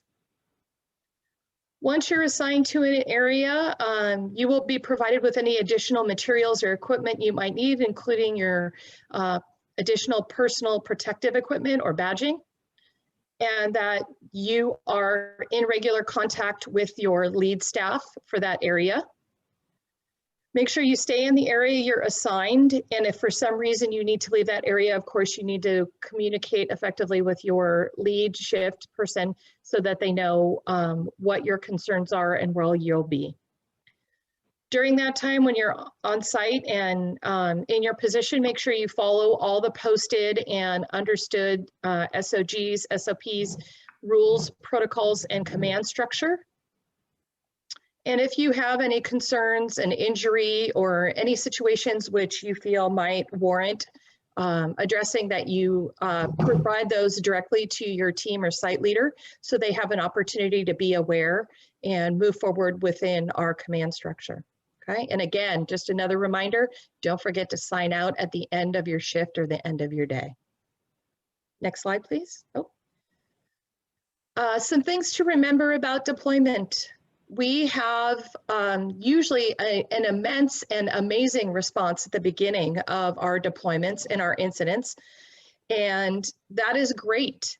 We get a lot of help on board right away, and we can start to formulate our response and our support for our community, and that abundance of help is wonderful. But we also recognize that in many of these deployments and incidences, they will remain in place, and we will need to respond and support our community for many weeks afterwards. And we learned that in 2020, of course. Both of those incidents ran nearly 3 weeks from start to finish, and we needed a fair amount of support, not only at the beginning, but also in the middle and end of our response to help wrap things up. So please keep in mind that not only do we have immediate needs at the beginning of our incidents or deployments, but we also need long-term support. That being said, it's important to remember that as an individual, your health, your safety, and your ability to support us is contingent on having a good plan for yourself to participate in a way that allows you to participate effectively and build downtime into that schedule so that you can come back refreshed, recharged, and able to carry out your role safely. So make sure you plan to work a day or a couple days in a row, and then build in some rest and downtime.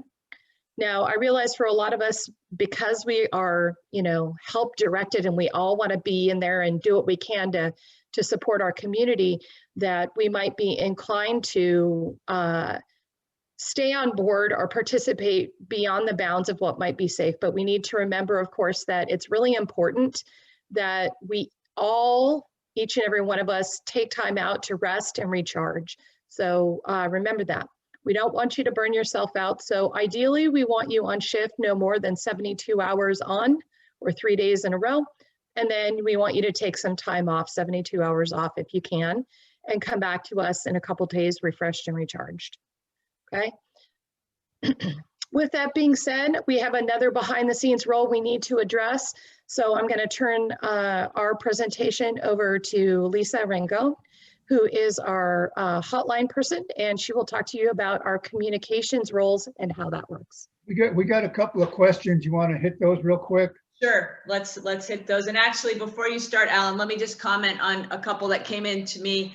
One is there was a question about fuel reimbursement, and fuel reimbursement is something that is different every time we activate, and we are working with the county on that.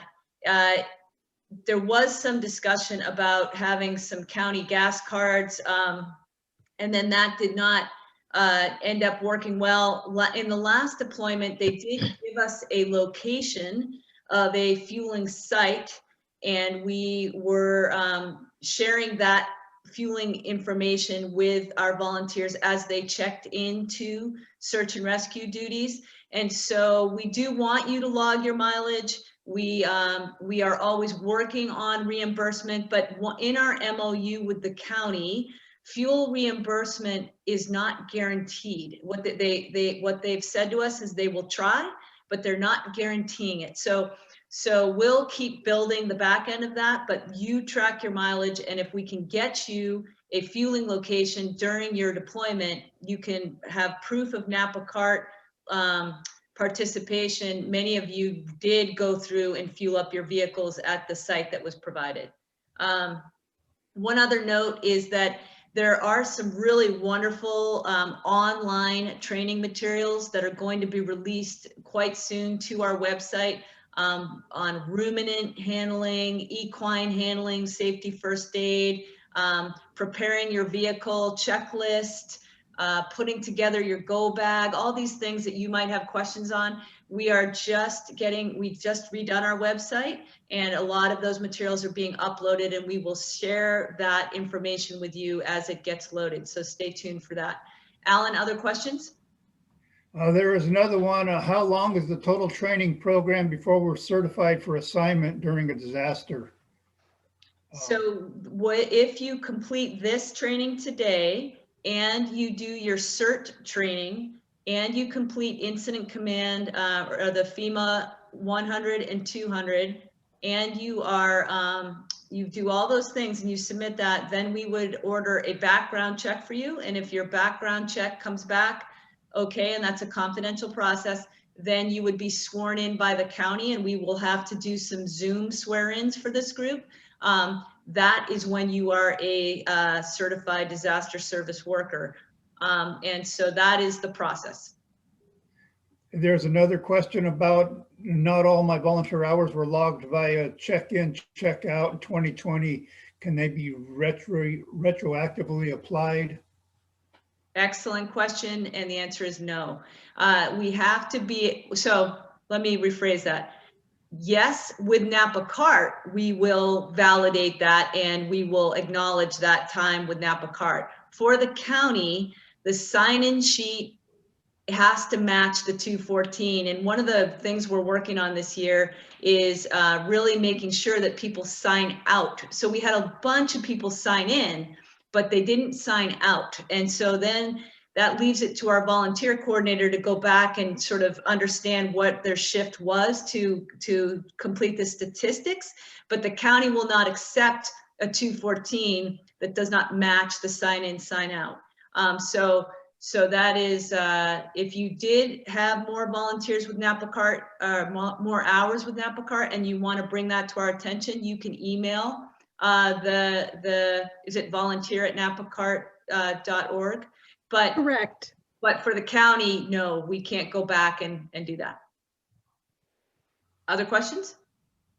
There was one about the Cert training dates on the Napa County website. Do you expect the website to be updated? And of course, that Cert will put the information out when they reschedule their classes. And there was another one. I was Zoom sworn in last year for the LNU and Glass Fire, but those are single incidences. And if you're sworn in for a single incident, if I'm correct, then you have to swear in for each incident, correct? That is correct. That when you become a disaster service worker for Napa County via CART, you will not have to be sworn in at each incident. But until you do that, and we needed you, and thank you, many of you who showed up. You were not formally trained, but you stepped in, we swore you in, and you did a great job. We do need you to be sworn in for each incident if you are not yet a disaster service worker. So if you find that for whatever reason you cannot get all of our training requirements met by the time we have our first disaster, we can still use your help, but we will have to use that mechanism of an individual swear-in. We'd much prefer, obviously, to have you trained and ready to go so that we can keep you safe when you're out there. Any other questions? No, the other ones are being answered by, yeah, we're good right now. Anything else? Continue on. All right, Lisa, take it away. All right. Well, as the doc mentioned, hotline is the gateway to the rest of the program. I equate it, hotline is to Napa CART as 911 is to the police department. Nothing gets accomplished without that first phone call to hotline. It's a vital, vital, vital part of the organization.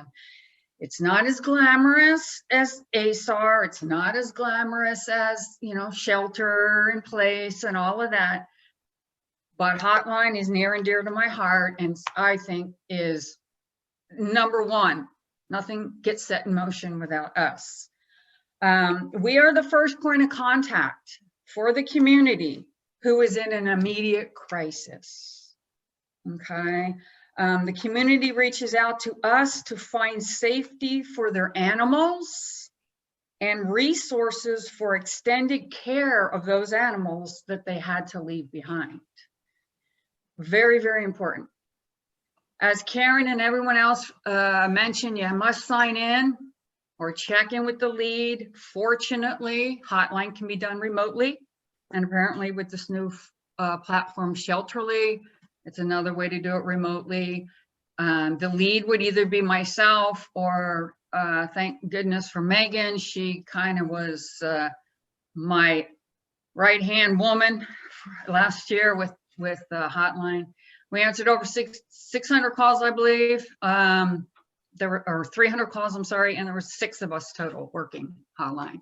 So it's an incredible amount of work. Your station is your computer, your phone, notepad, and anything else you might need to be comfortable during your shift. And your shift could range anywhere from 6 to 12 hours to 24 hours, depending on staffing. Ring Central is a cloud-based mode of multitasking phones. So we could have up to 10 operators on at one time via Ring Central. You just enter your phone number into it. The lead will get you hooked up to that.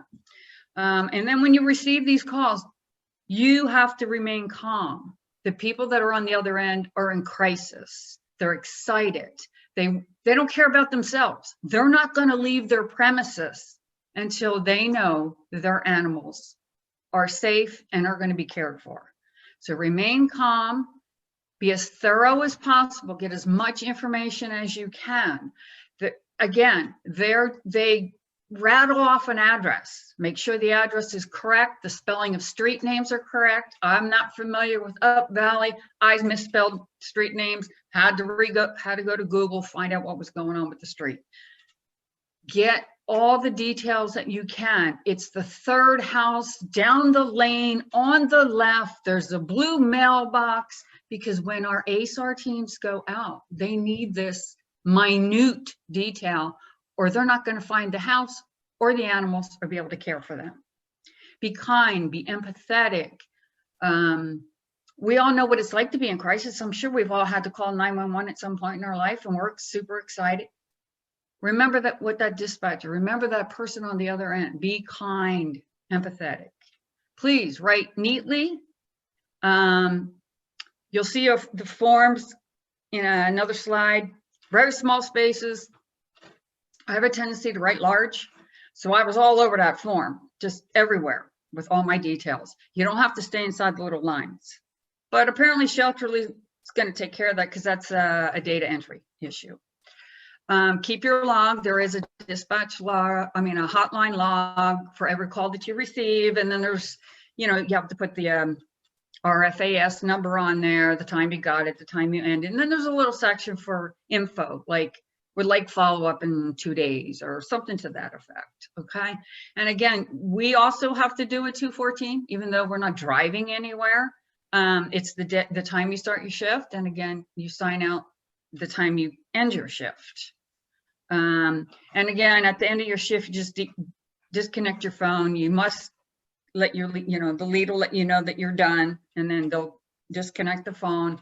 Make sure to brief the oncoming operator, because they've been doing whatever they're doing, maybe getting their homes ready and safe, and maybe they're, haven't been paying attention to everything that's going on. They're going to need to know what kind of calls you got, what animals you may get follow-up on, somebody else may call, or the RFAS was completed and that kind of stuff. And then again, there's a little note there at the end of your shift, make sure to complete your 214. Next, Doc.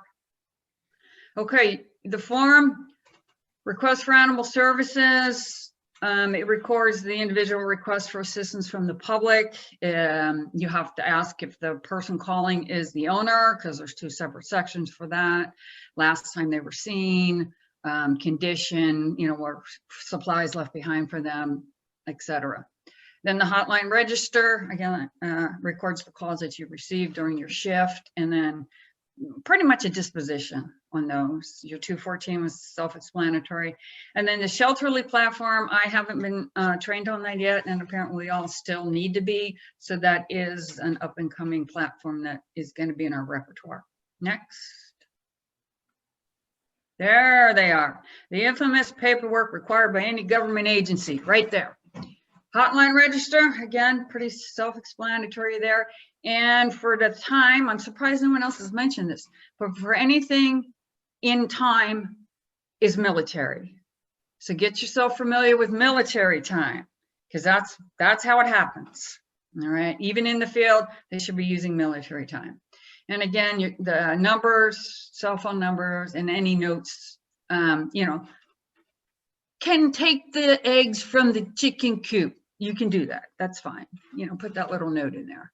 And then the request for animal services, like I said, you have to fill it out line by line, be as detailed as you possibly can. And again, the reporting party is the person calling. They may not necessarily be the owner. Okay, and then any animals, if there's more than 5 animals, how many calls did we get? 10 chickens. Okay, you don't have to fill 1 chicken per line. It's 10 chickens, and then where they're located. Okay. And again, you have to get permission from the owner or the RP about entering their property. We cannot break into their home to get their animal. If there's a key available, we need to know that, and where is that. And it says, I do not hold the staff or the volunteers liable if they are not able to save said animals as requested. And again, that eliminates some liability off of us. Okay. And I think that's the end of my slides. Couple comments on that. Thank you, Lisa. So the Shelterly platform is a data management system that has been developed for a CART. So it has different areas of input, and all the data then is centrally stored and can be pulled into the different parts of the CART that are operating. And an example is in Shelterly, there's a hotline section, and all of you who do the hotline training will be trained in Shelterly. I highly encourage anybody who's interested in working on the CART to do the hotline training, because it's an amazing way to help your community when we need a large number of people answering calls. It's really rewarding. You learn all sorts of things about your own preparedness as you help these people. And so Shelterly would pull, for example, if I call in and I say I have 10 chickens, 2 horses, a dog, a cat, and a sheep, and I need you to come get them, though the hotline operator is going to pull that information in. And then when those horses arrive at Valley Brook Equestrian Center, the intake specialist at Valley Brook can pull those horses out of evac and put them into shelter. So it's an amazing database where we don't have to keep re-entering, where we can have at any moment, we know where all the animals are. It's exciting. So I encourage all of you to do the hotline training, especially those of you that are interested in companion animal work, because the county does a lot of the upfront companion animal response. It's a great way for you to assist Napa CART and assist animal owners if we don't immediately have something for you to do, and we need depth of leadership there. So you'll get more information about that.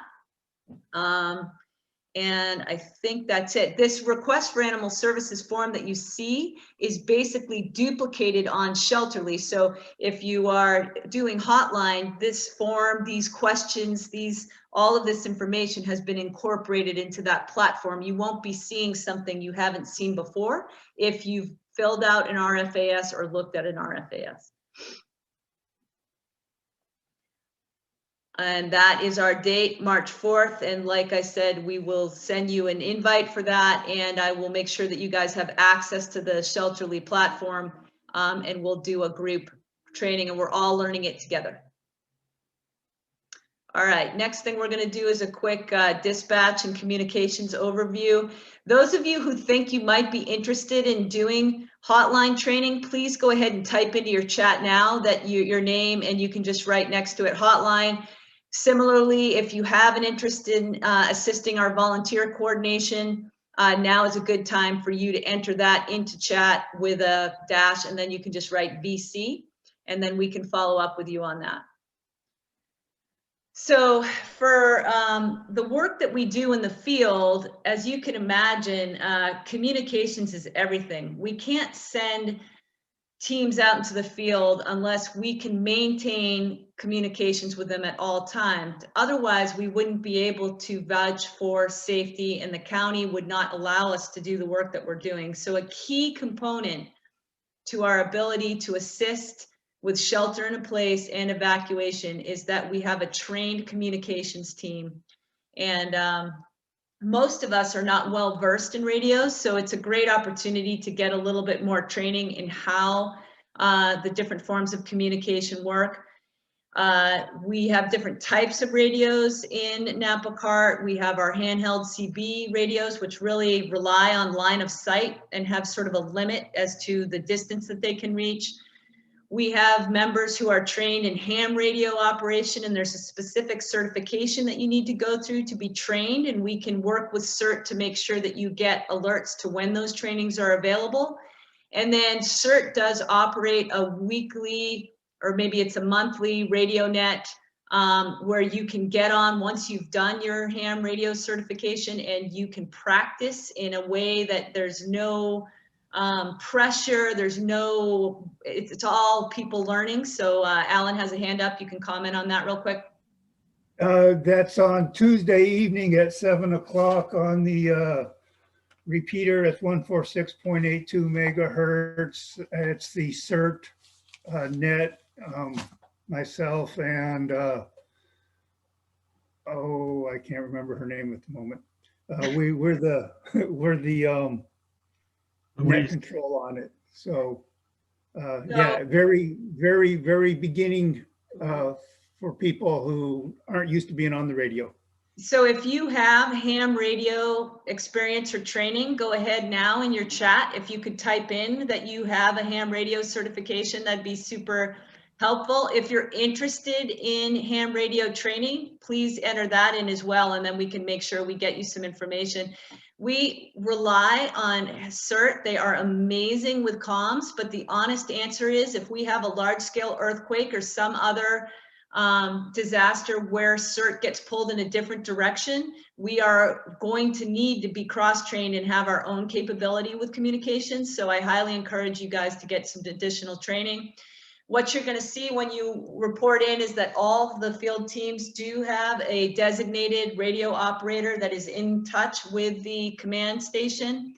We often send out teams of cars together to a specific site, whether it's evacuation and shelter in place. And that particular caravan will be supplied with handheld radios that facilitate inter-vehicle communication, which is necessary if somebody gets slowed down or stopped or lost. And then our communicators out in the field often have channels that they're following just to make sure that they are aware of what the fire activity is around us. We do, CERT in the 2020 fires did stand up their command center at Napa Valley Horsemen's Association. It was a joint command center, and they had some amazing radio operators who will sit at a table. They have a scribe sitting next to them. They are radio checking every team that goes out. They are making sure that the comms are well established, that the teams are logged in, that we have all the personal information, not only of the team member that's going out, but of the vehicle that they're driving that's going out. And then that dispatch operator is maintaining a communications log. They are updating arrival and departure time at each site. And then that information gets relayed to a board tracker who is crossing off when each address has been visited. So we always know where people are and when they're leaving. And then we have a runner going back and forth between those two stations to keep everybody appraised of what's going on. These require shifts, as you can imagine, and the same 214 documentation is required for really any role that you're doing in Napa CART. We're asking you to log key time points and key missions that you're working on.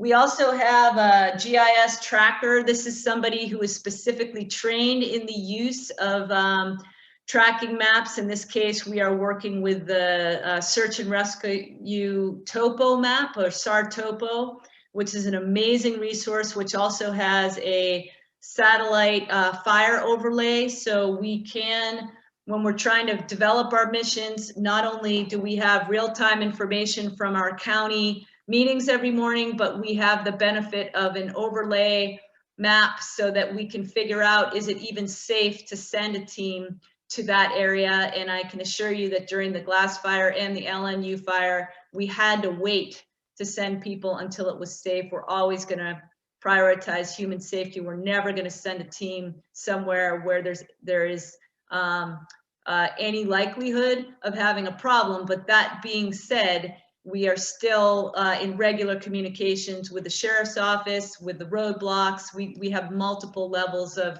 getting information to keep you all safe out there.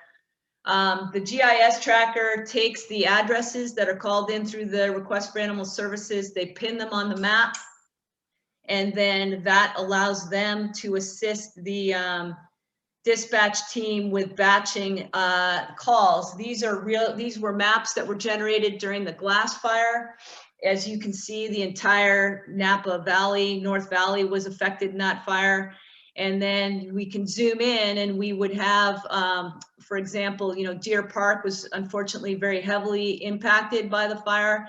We would have a number of addresses there, and then we would batch our daily missions based on proximity to these addresses so that we could be efficient. We could track who was visited when. It was really an absolutely beautifully orchestrated way to do this, and we largely have the CERT teams to thank for making this happen.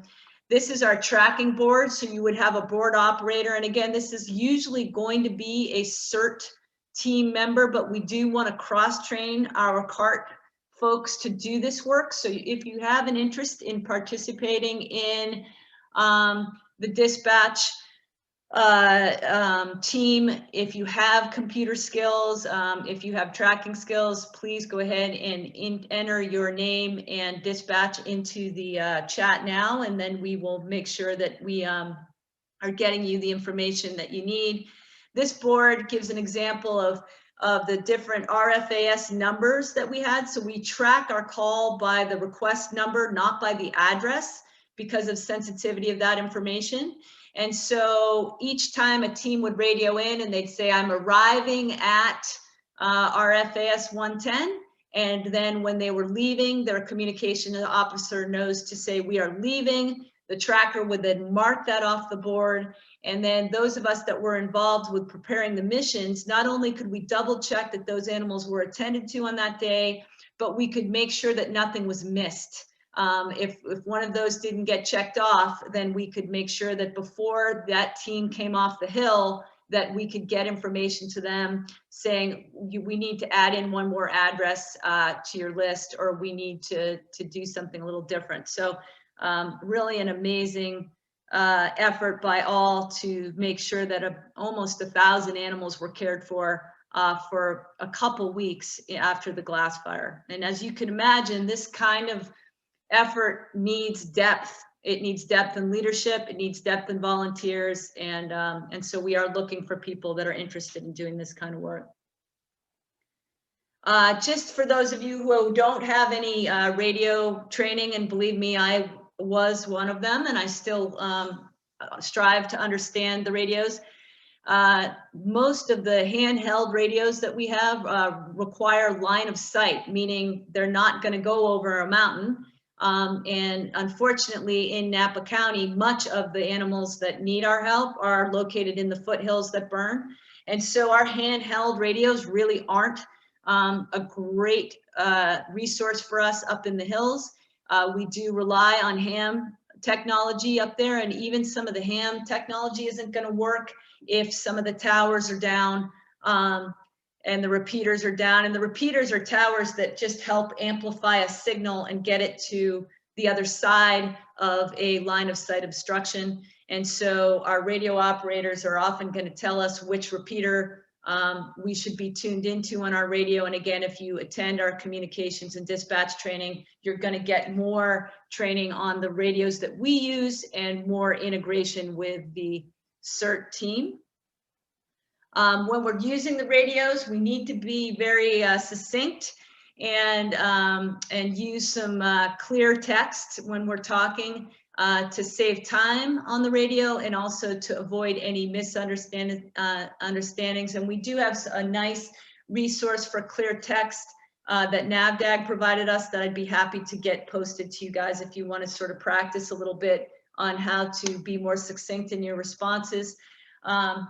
One thing about operating a radio that we always remind people is that when you are using the radio, it's sort of a, hey, you, it's me, meaning that when you start a conversation, if I want to be talking to the command center, I would say Napa CART command, Napa CART IC. And what that's telling them is, everybody who's listening, is I'm directing that call to the command station, and I'm the one who's talking. And again, we'll get you some more training on this. It's not that we need to speak in codes. We are going to use our normal language, but we're just going to teach you how to be a little bit more succinct in your responses on the radio.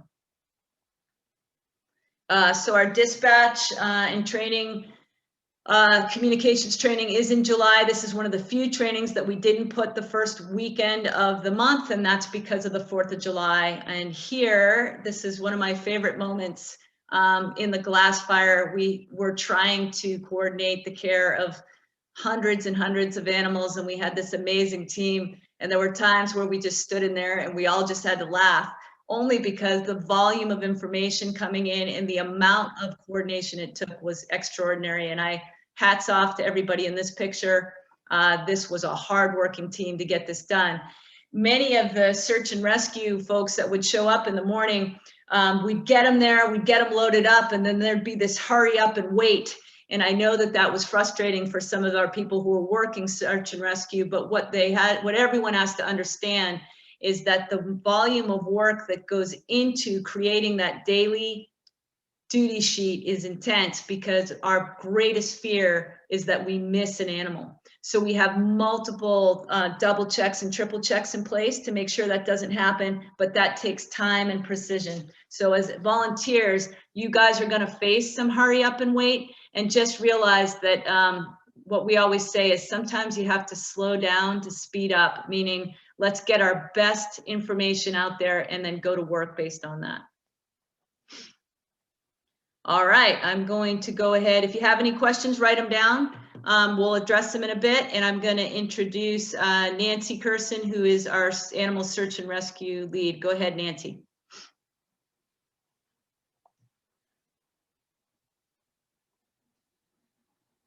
Do we have Nancy? Are you on mute, maybe?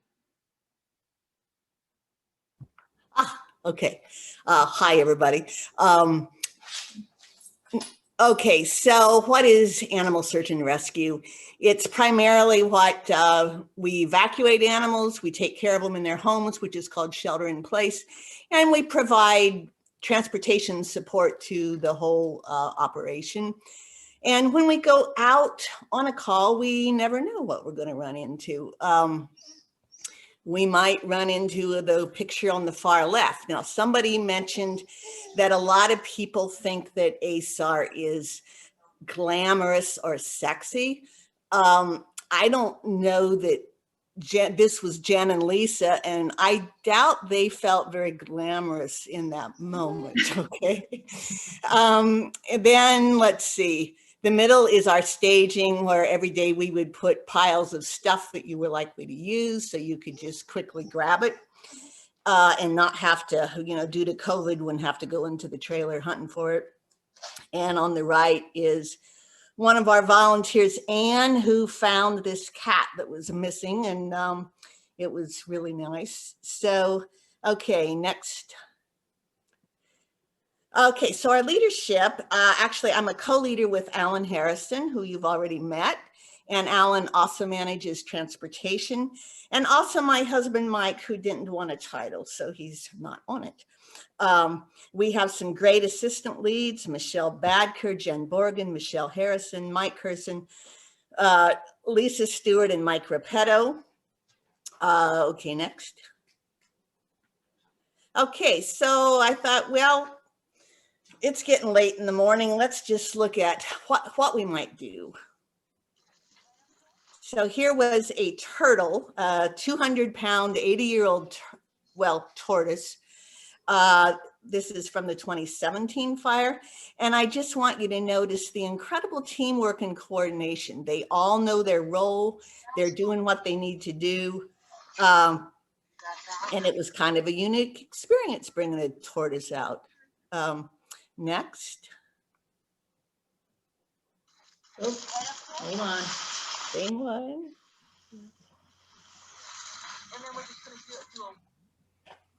Okay, this was this year in the glass fire where a house, the whole thing had burnt, but the firemen had been able to save the little chicken house. And so we went out and got it. You can play it. Oh well. We don't have to watch it, I guess. This was Mike Curson and Mike Repetto.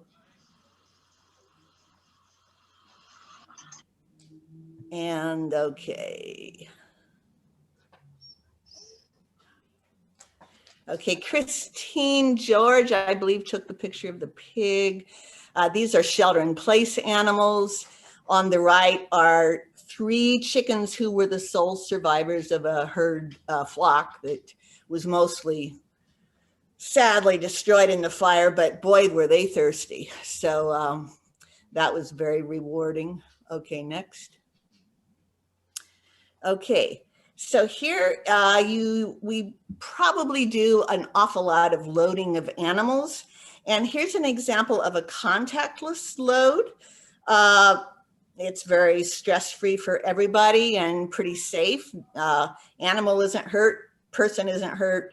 And we're gonna learn how to do that. We're gonna have an April 8th trailer class with professional trainer Jerry Tyndall. It should be, he's a really good instructor. And this is one of the things he's gonna teach us is when an animal, maybe you don't, for whatever reason, it's easier to do it this way or safer to do it this way, we'll have the tools to be able to do it. Okay, next. Sorry. Okay, so another tool that we haven't mentioned yet is WhatsApp, which we found was the one thing that worked in some of the more remote areas. And it apparently gets its signal differently from texting or telephones, cell phones. And so even when the cell towers are burned down, WhatsApp tends to work.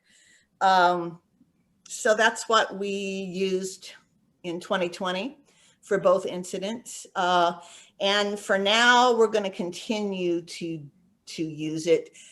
We are exploring other similar apps. Apparently, there's been some to do in the news about WhatsApp's association with Facebook and some security concerns. For now, we're using it. We may change it.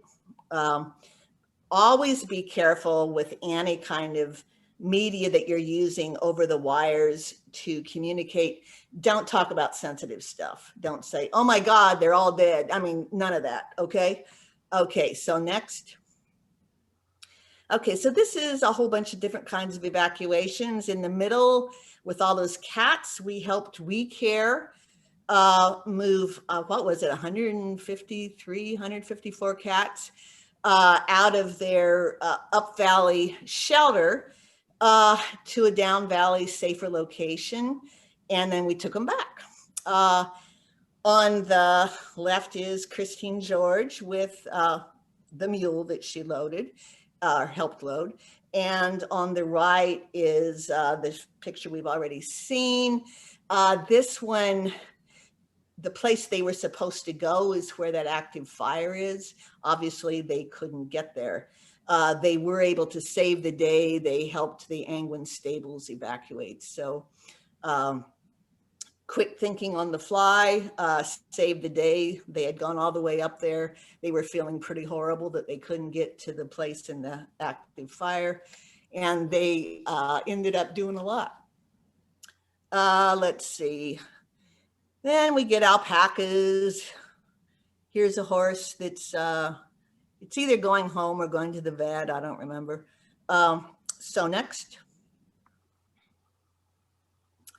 Okay, shelter in place.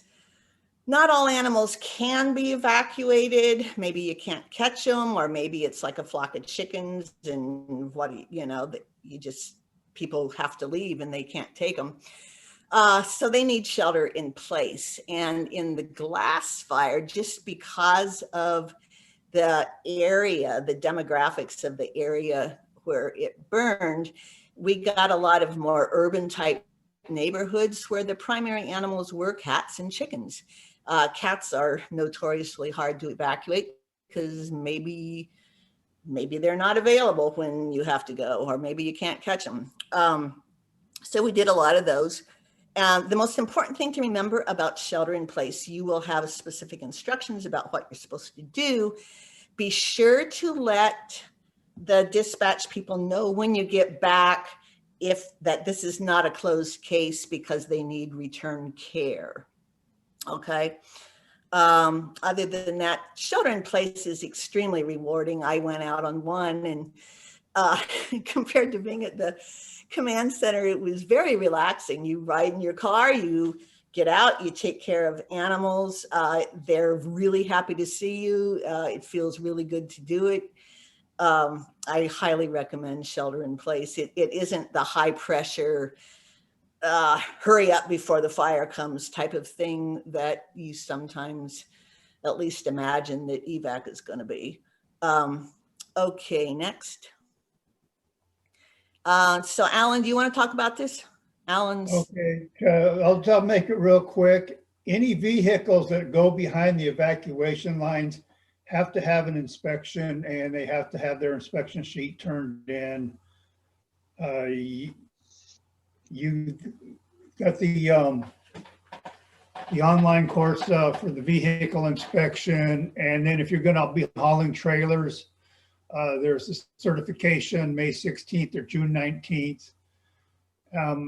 You fill out your vehicle inspection form, scan it, send it to me, alan@napacart.org, and keep the hard copy in your vehicle. Go ahead. Thanks. Just a side note, anybody who's interested in either animal search and rescue or in being part of either evacuating animals or pilot car or some of the other driving roles, you can go ahead and type into chat your interest in that, and realize that after this training, we will go ahead, when we send out 214s to people, we can also send out a copy of the vehicle inspection form. So those of you that do plan on having a mobile role in the cart will be able to complete that form and get it back to Alan. Or anybody can email me, and I can send them those forms if they need them. Okay. Okay, so our upcoming, we've already talked about the all hazards training. It's very, very good. You have 2 choices of dates. April 8th, it'll be an evening class. That's a Thursday, trailer loading.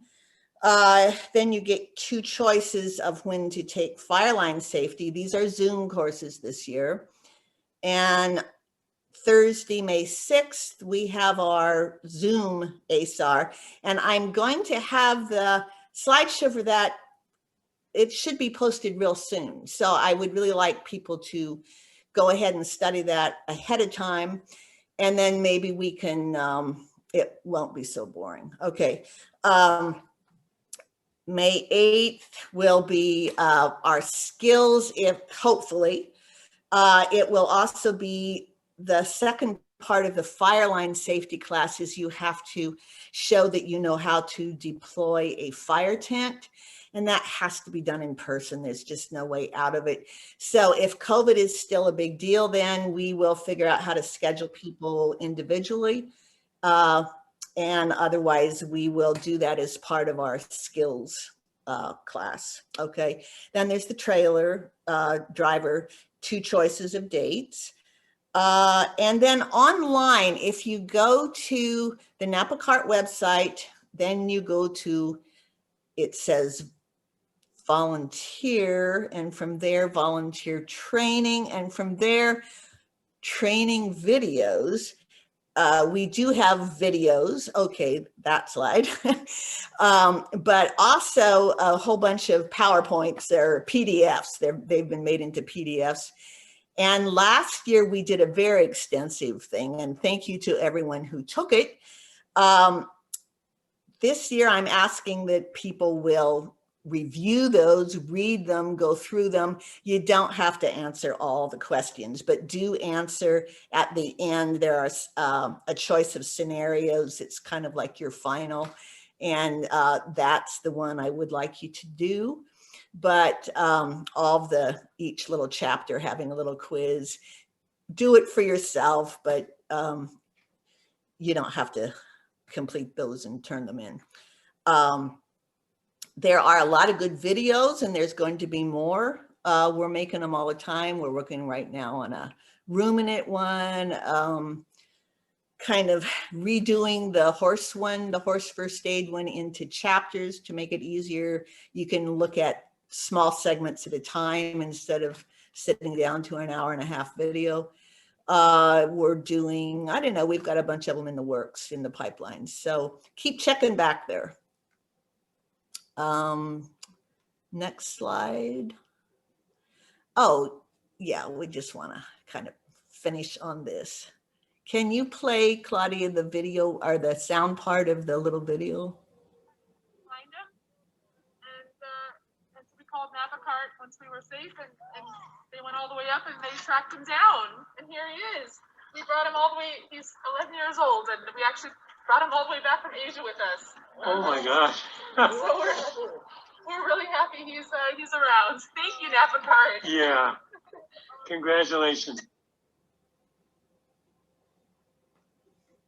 Awesome. So, and on that note, let's bring in Dessa. Yeah, actually, I think we have a break here. Let's see here. Yeah, we have a break before we start with Dessa, and that is, you guys have about, why don't you take 10 minutes? If you need to step away, do that. Any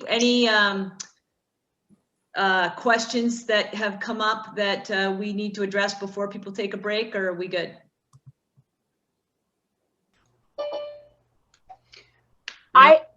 There were a couple that came through that I can bring up.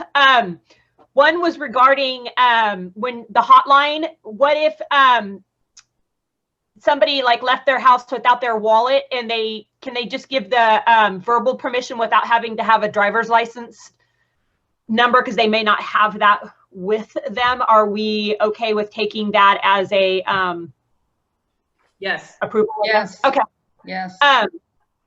Another one brought up was possibly some satellite possibilities for our radios. Maybe we can look into that.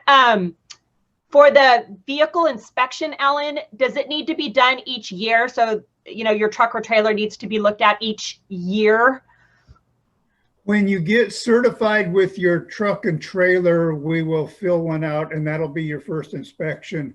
But then before each event, you need to fill out another one, because basically what we're doing is making sure that your engine coolant is full, your oil is full, so you don't go out there and end up engine overheating because you failed to check your engine coolant. So before each event, we want another vehicle inspection.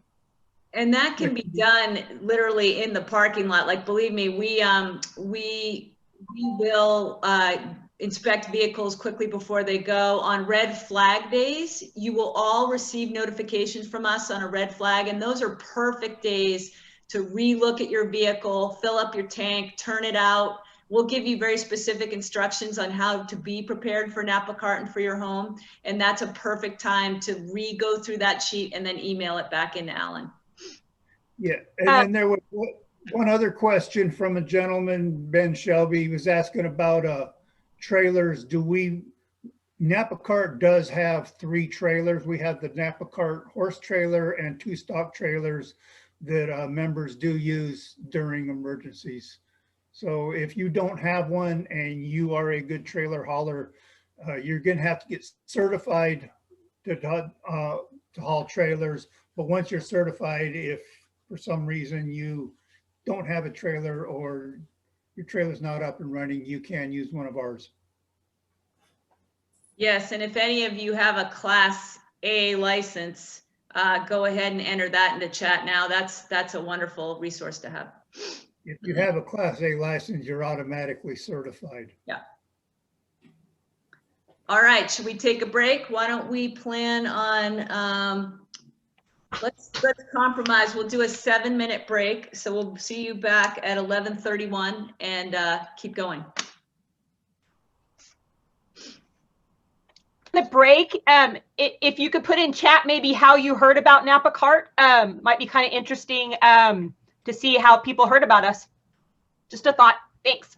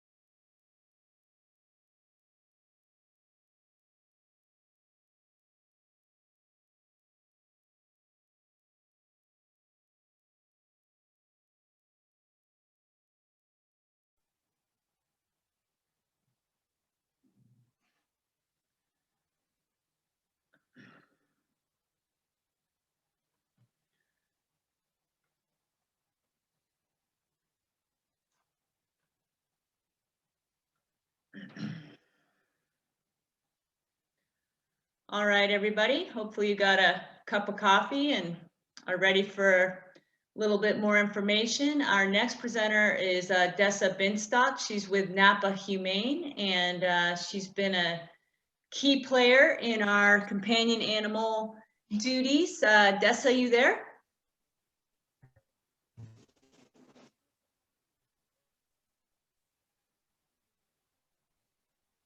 Dessa might be muted. I am. Can you hear me? There you go. Yes. Can you hear me now? Okay. Yes. Perfect. Thank you. All right. Hey everyone. So I am visiting you all from Tahoe today. Is something that we birds, reptiles, pretty much anything that is out of the realm of the large animal shelter. And we work under the Napa County Animal Shelter. So when they need our help, they ask for our assistance, and that's when we deploy. So it's our job to help people when their animals, if they have to evacuate with their animals and they cannot keep them with them, we can set them up. Sometimes we do have co-shelters like at Crosswalk Church or the college where people stay on site and then we house their animals. And that way they can still visit their animals and walk their animals and be a part of that situation, because being separated from your animals for most people is really stressful and also stressful for the animals. So, you know, that's our job. And then also to help put people back in touch with their animals if they've been separated. So there's a lot of important components to the small animal shelter. So just like with the large animal shelters, and if you are on the small animal team, you know, it's important to take care of yourself first and your animals first, and grab your go bags. We get notified just the same way with our WhatsApp and to let us know where we're going to be deployed. We do have a small animal shelter trailer that has all of the supplies, the crates and all of that. And so the last time we were deployed for the Kincaid fire, we deployed to the Crosswalk Church. The trailer arrived and then the volunteers started arriving, and then we had to start setup.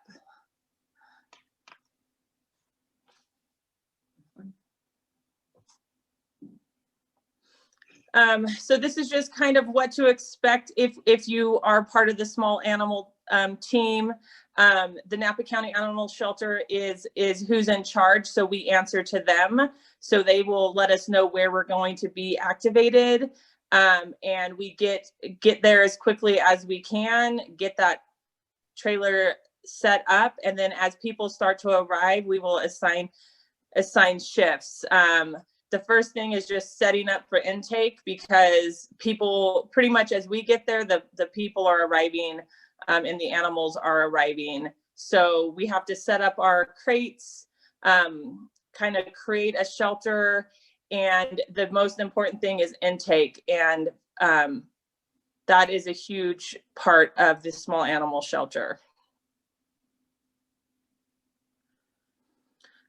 So there's a lot of different positions for the small animal shelter.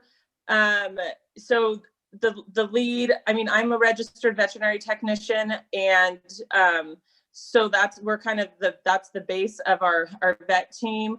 And so we can, when animals come in, we want to make sure that they're healthy, they're not coughing, sneezing, you know, anything like that. So we know whether or not we need to place them in isolation or if they can be in general population.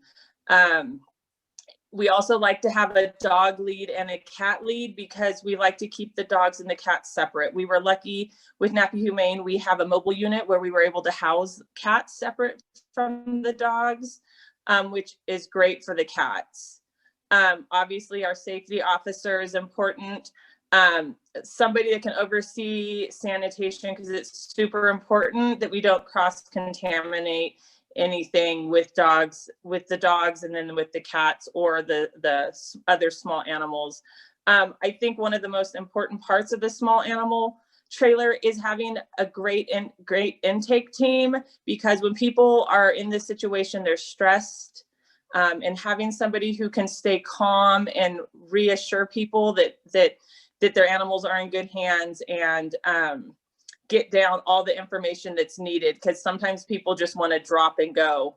And then our veterinary team. So, and then anything that we need above and beyond what we carry on the trailer, we have the animal shelter to reach out to, as they're in charge of what we do. So some of the work is physical and some of the work is a lot of paperwork. So, you know, feeding and making sure the dogs have food and water and walking. You know, you have a team walking dogs and a team cleaning while the dogs are out on walks. Luckily, we don't really have to take in donations right now. So, you know, all donations would go through the animal shelter, and then in documentation and monitoring. And then at the end of the day, picking up all the garbage, and getting ready for the next day. But really, our documentation is probably one of the most important things that we can do, both for intake, but then also just observing the animals throughout the day to make sure they're using the restroom and eating, and any signs of sickness. There's a photo of our small animal trailer. That trailer is awesome. It's got bins and bins, and everything's labeled, and you can see all those bins, and there's a little chart inside that tells you where everything is. So even if you have never been in that trailer, it makes it pretty easy to find what you're looking for. There you go, things in the trailer, the equipment, crates. We have 80 collapsible crates. There's a power washer in there. All the supplies that you would need, cleaning, leashes, everything is in that trailer.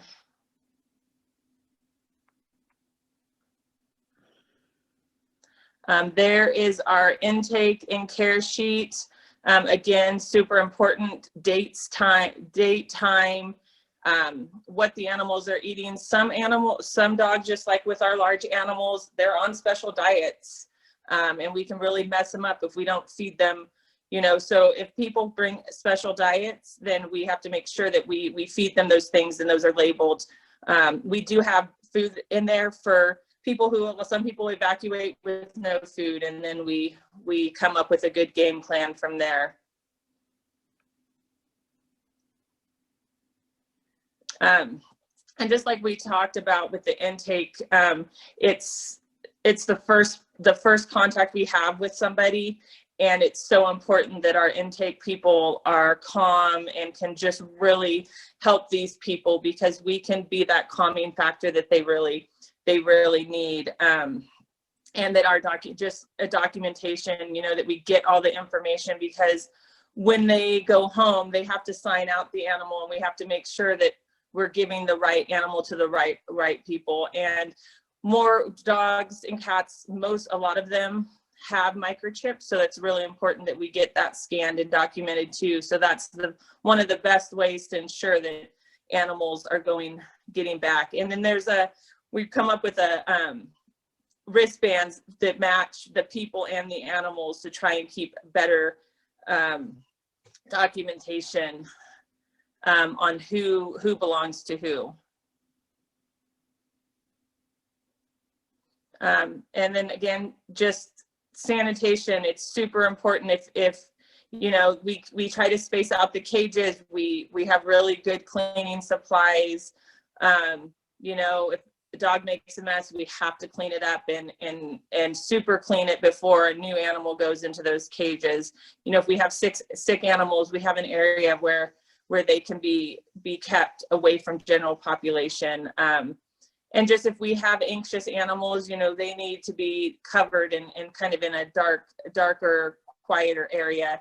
So, you know, it's just, and there's nothing wrong if you think an animal is stressed, we can definitely, you know, do what we need to do to make them more comfortable. The shelter lead, when the shelter lead gets to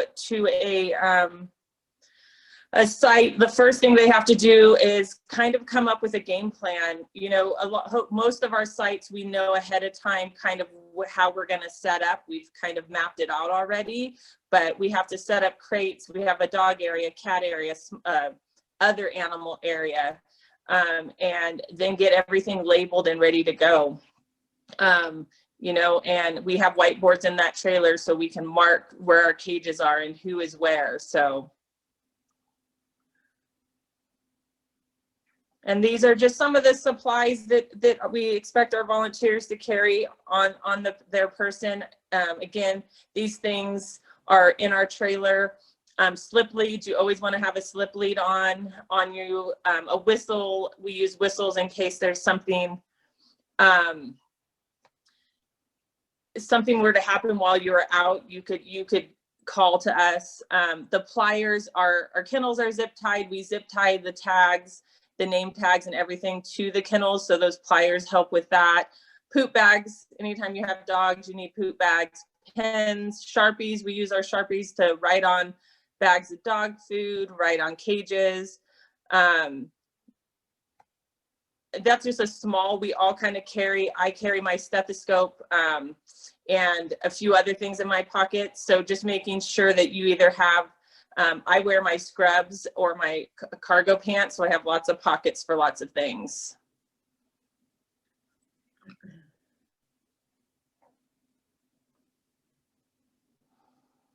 It looks like here are some of our upcoming training. So animal handling and vitals. It's just to teach you how to do a quick TPR on a dog. You know, look at it, things to look for, how to safely handle a dog, how to get a dog in and out of a crate safely.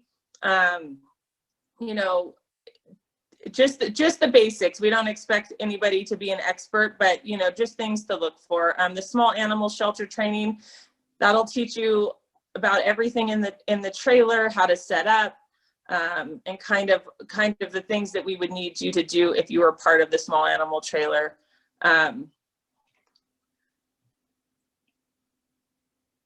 think that's it. That's it. Is that it? Let's pause there, Dessa. That was wonderful. Sure. Thank you. Couple things to add on to that. For many of you that are just joining Napa CART, we do have a slide presentation which we will upload and will alert you, that is a self-preparedness training session. It'll give you a lot of tools to have your own companion animals ready for evacuation, including bagging up food on red flag days, having their carrier labeled already, having a little emergency sheet for them that says what they eat, who their veterinarian is, if they have any particular behavioral or other issues. If you as pet owners have all that done, you've already made your animals more safe. If you have to leave, then the people that are receiving these animals in the shelter already know what your animal needs. So part of becoming a Napa CART volunteer, it also gives you this wonderful resource of tools that you can have to get your own animals ready, and then be able to be available to help others. We will do this year, our hope is that we would be able to do a skills day at the Napa County Animal Shelter on the 3rd. So we would do the online Zoom, and we'll probably send you some training videos to watch before you attend the online Zoom on April 1st. We've got some great materials from the SPCA and others about safety and getting animals in and out of crates and such. But I'm not convinced at this point that by April 3rd, we're going to be able to convene. And so what we may end up doing is you may see that we pick another skills day and we're going to back that training up and reconvene with Napa County Animal Shelter. So everybody just needs to remain a little bit flexible on that, depending on what COVID has in store for us. The other thing that's on here is that if you're a first-time Napa CART volunteer, if you're coming out this year, we'll always try and pair you with somebody who has experience so that you could learn from an experienced person on your first or second deployment. Once you've done a couple of these, you just acquire some amazing experience to pass along, but that first deployment can be confusing. So we'll always try and match you with someone who has done this work before. I want to thank Dessa again. She's been just amazing in every aspect, and we really appreciate working with Dessa, with Napa Humane, with Jameson Humane, Wine Country Animal Lovers, Whiskers, Tails, and Ferals, We Care. These are all organizations that have put in a lot of time to this community, and they help us to do what we do. All right, next, any questions we should address? We got a little bit of time before we get to Sheila. All good? Okay. If you're on the training and you're interested in doing companion animal sheltering, and I would also encourage anybody who wants to do companion animal sheltering to do hotline. If you could just enter that into the chat now, just your name and companion animal or CA is fine. That would be super helpful. And I'd like to now introduce Sheila Edgington, who is our livestock shelter leader.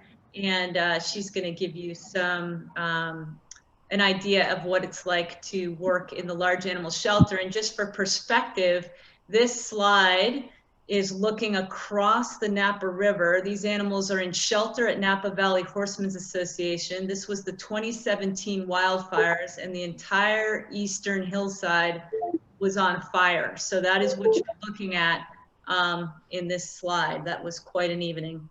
And with that, I'll give you Sheila. Hi, everyone. I'm Sheila Edgington, and my daughter Heather is here as well, Heather Edgington.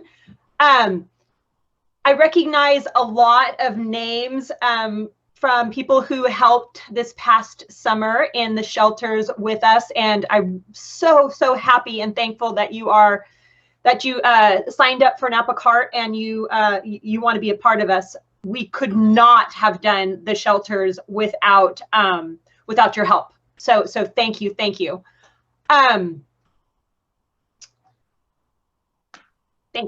So our basic job, obviously, and in the shelter is we are responsible for sheltering the animals. We basically have the privilege to care for other people's animals while they are dealing with probably the worst time in their lives. So I do try to keep that in mind when we're there. Most people are very pleasant and wonderful to be around, but there are some stressful times. We had some people that were, very upset, that were crying. So just kind of try to keep that in mind, that that there are stressful people when we are there.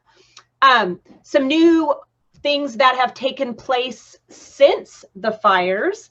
One was we were able to obtain a temporary, but it's going to be kind of permanent for us, ISO barn. So it's one of those barns that were similar to what we had at Napa Valley Horsemen's in the 2017 fires, where the county gave us those temporary shelters.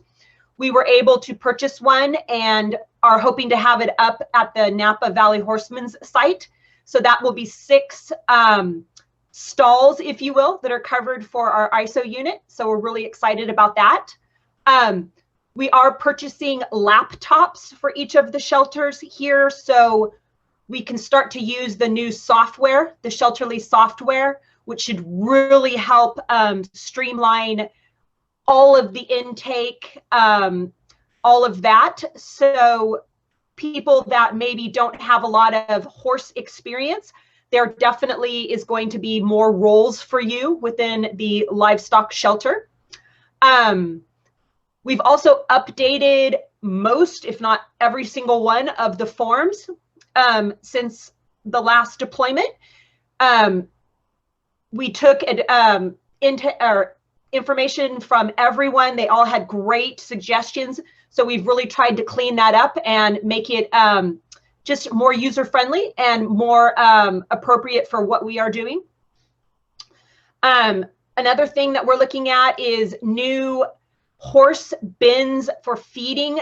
So if you have a horse that has its own feed, hay or grain, we'll have a bin in front of their enclosure that will be stocked, so that when it's time to feed, there won't be the guessing of, oh, this is owner hay, this is regular cart hay.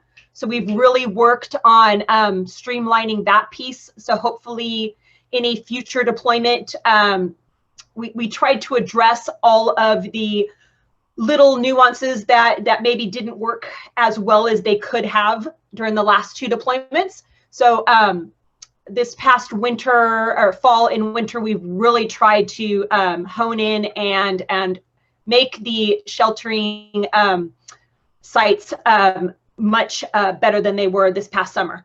Although we did great, and I'm very proud of what we did this past summer, there was still some places that we could improve. Our current shelter sites are Napa Valley Horsemen's Association. They're on Foster Road. The Valley Brook Equestrian Center on El Centro. We do have an Up Valley shelter at Sunrise on Tubbs Lane. We have Ag for Youth for the pretty much the non-equine large animals that is on Napa Valley Horsemen's property, but it's up in the front. And hopefully we will be able to use Napa Valley Expo for the non-equine livestock as well. And thank you. We really need some more lead roles with the shelter. Thankfully, we actually got quite a few this past summer, which was wonderful for me. I am the shelter lead, so if there's 3 or 4 shelters open, I really need to be able to kind of go back and forth amongst all of them. And I need to be able to have site leads at each of those to be able to really be able to balance that. Carol Boddicker is the lead right now at Valley Brook, which is wonderful. You may have met her. She was also one of the leads at the Horsemen's during the glass fire. I am currently the Napa Valley Horsemen's site lead. It would be great if I could have help there with an additional site lead. And same with the one at the expo. And then Mary Taylor from Sunrise is our lead at Tubbs Lane. But we need some redundancy there. I can't live at the shelter sites, which it kind of felt like at times I was. The first, 3, 4, 5 days, that's going to be expected. But after that, I, like many of you, actually have a full-time regular job that I need to be able to get back to. So having site leads is really important. Same with the assistant leads. My daughter Heather is kind of my right-hand person. I give her assignments constantly during the deployments, but we also need some assistant leads there. So if you are interested, please let me know in the chat. We have a lot of meetings outside of our regular meetings that you can be involved in. So you can go ahead and go to the next slide. So basically, my job is to oversee all the different sites, coordinate with dispatch on, there's 3 horses coming in, go to Valley Brook or go to Horsemen's, kind of keeping tabs of what the capacity is at each of those shelters, reporting the nightly statistics to the county, kind of being the liaison between the veterinarians and the RVTs, and I maintain the equipment during the deployment as well as when we are not deployed. So you can go ahead and go to the next one.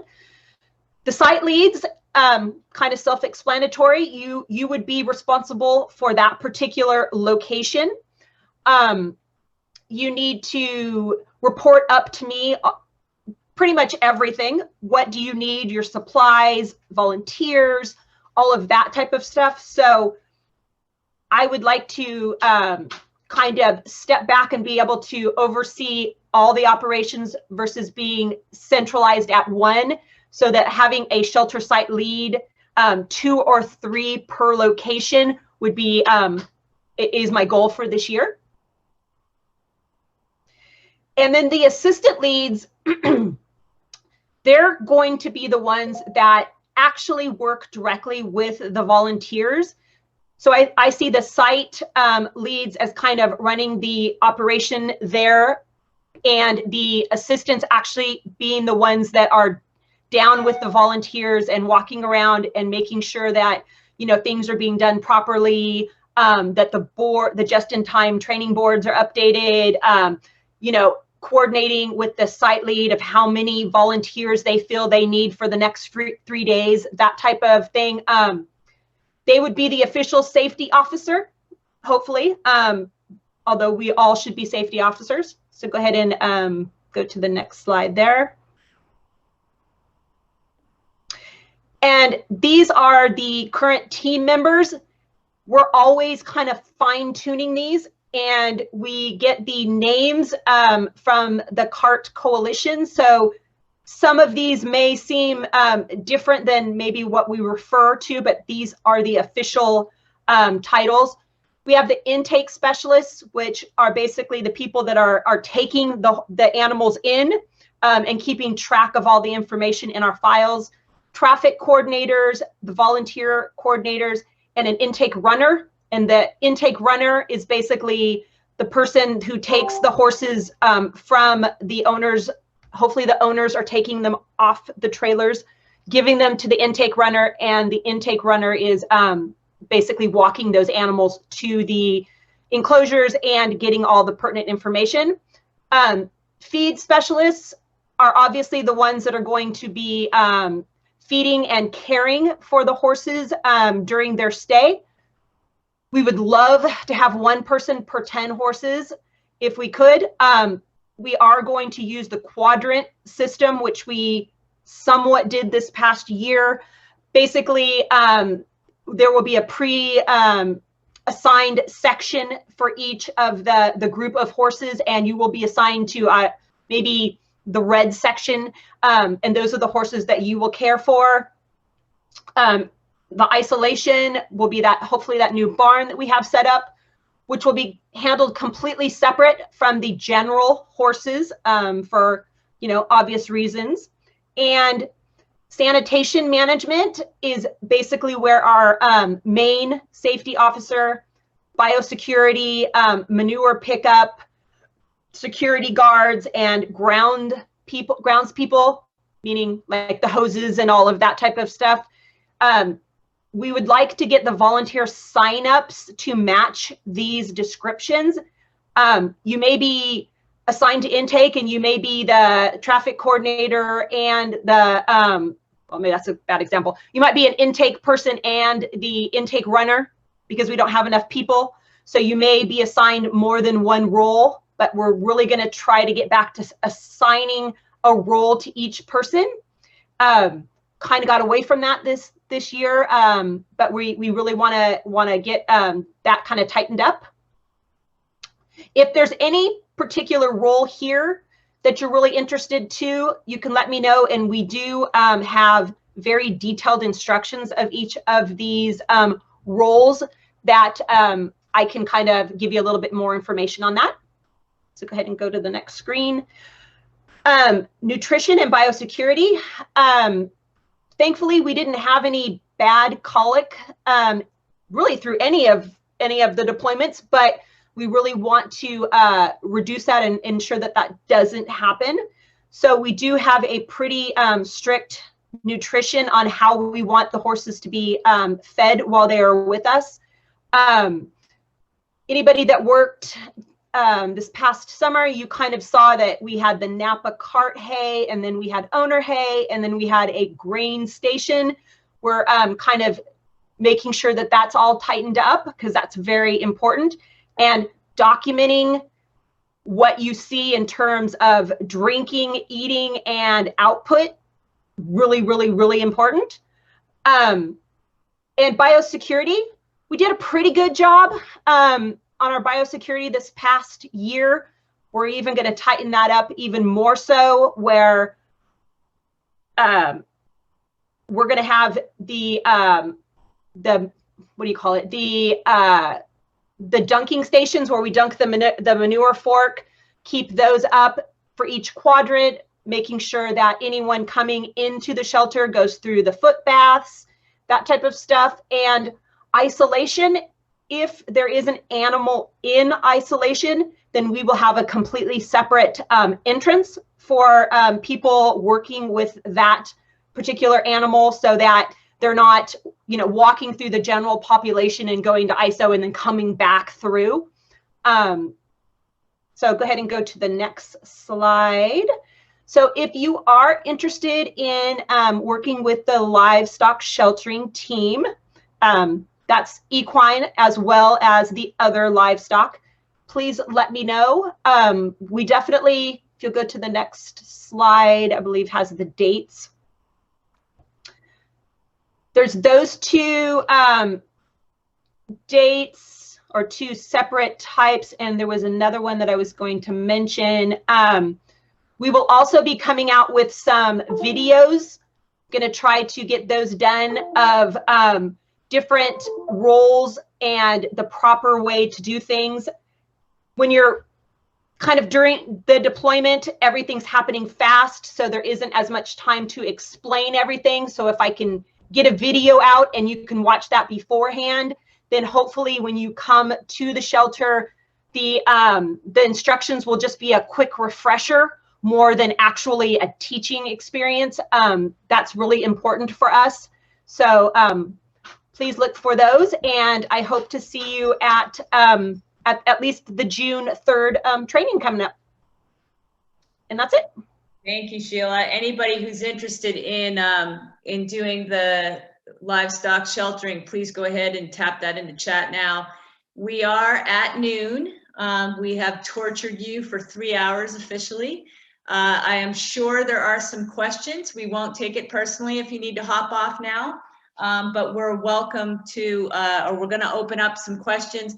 I do want to take a moment to also acknowledge Powell Helms, who's on the call. He is the American Canyon Cert leader, and he has been essential in really standing up our communication center. And so you will see Powell if you're going to do any of the communications training or dispatch training, and just wanted everybody to get to meet Powell. Thank you. There he is. All right, good.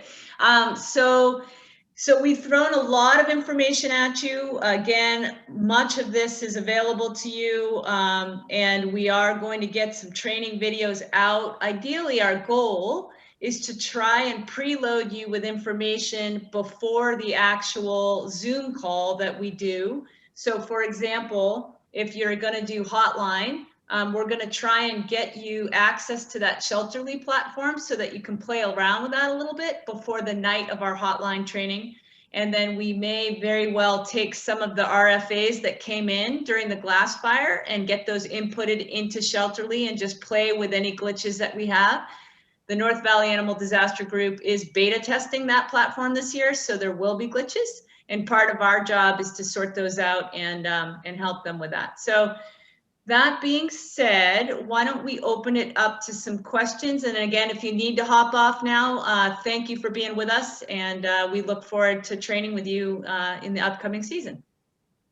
Any questions on chat, Sheila or Alan? One just popped in, question regarding time comment. I, of course, would like to help as much as possible, but if people have to work full time, are there still opportunities to help out in the field during disasters? You bet. So great question. The disasters take no Saturdays or Sundays. So meaning that we have to staff the shelters and our search and rescue missions 7 days a week, 24/7. So if you have a schedule that has you working during the week, we can still use your help on the weekend. And if we are deployed, you can email us and say, I'm not available till Saturday, but I can work full day Saturday, Sunday. I guarantee you we can use your help. We also have evening shifts. So we have animals coming into the shelters all hours of the night, actually. So if you're somebody that could be available at 6 and work till 10, we'll take you.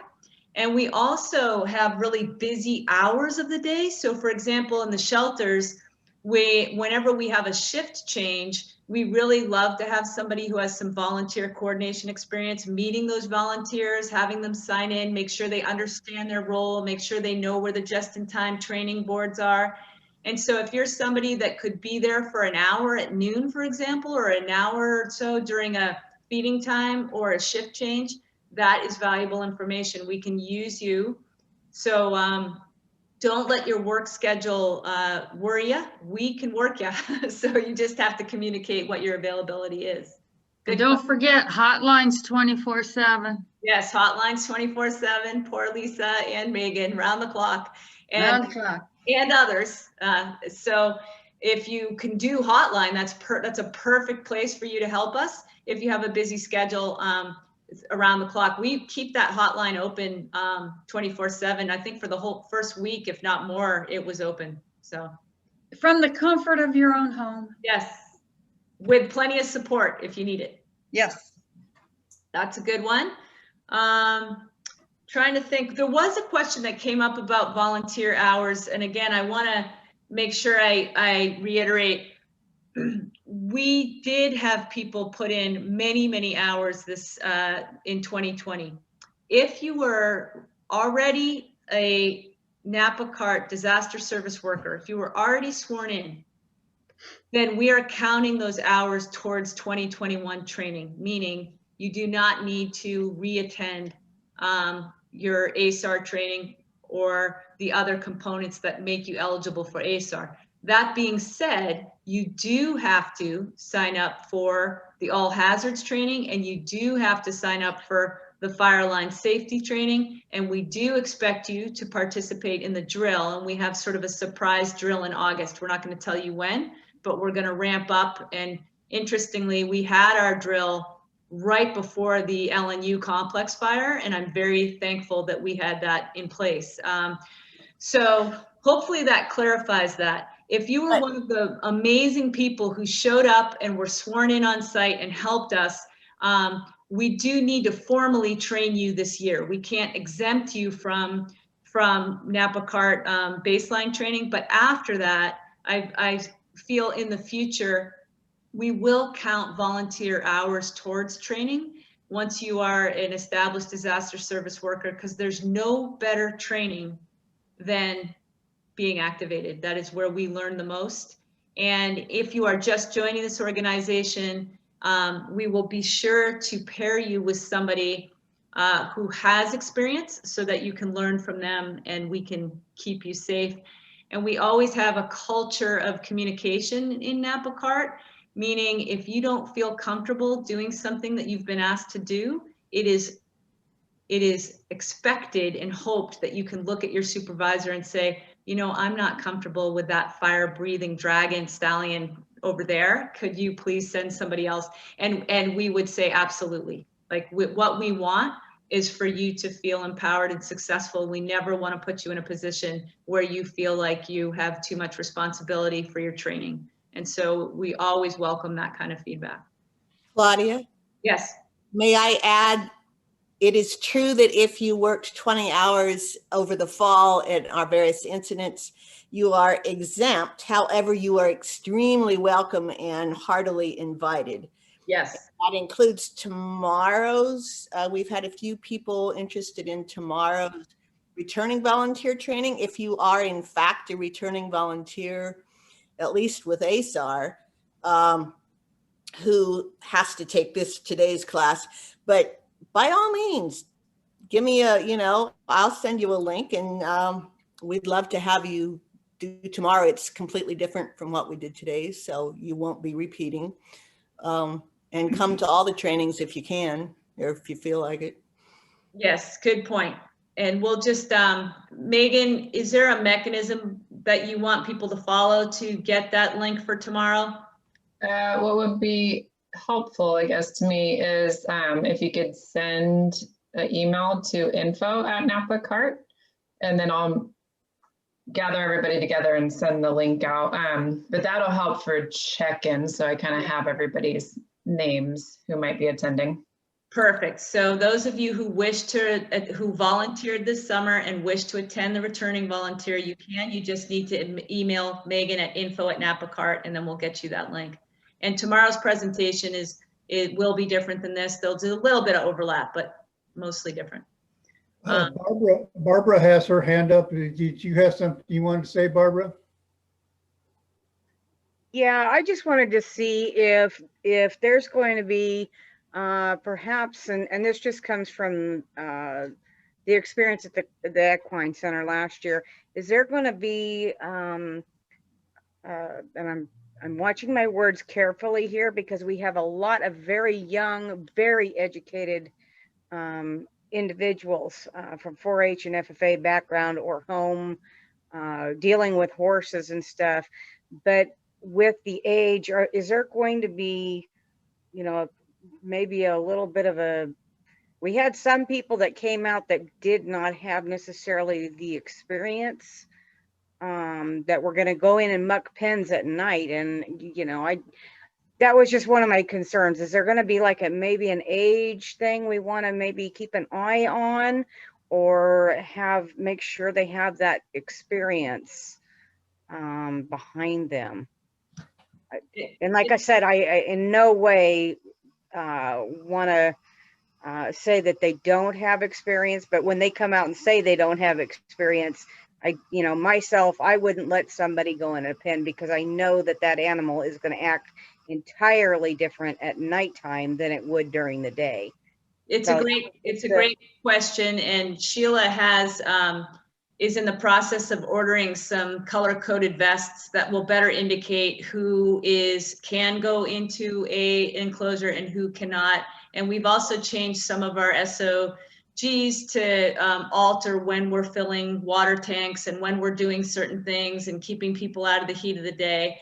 And those of you that attend the Livestock Shelter training, you will get updated on some of those. I think I know what you're referring to last year, and that we can talk about that when we go to our training. And yes, we are aware, and that's a very good point.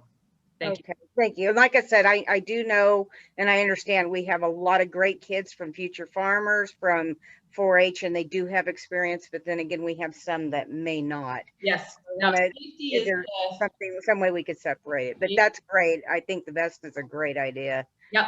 No, we're focused on keeping people and animals safe. Oh yeah, no, I absolutely agree. Thank you. Lisa, you have your hand up? Yeah, I wanted to know if Megan saw Ben's question about a checklist available for the training needed.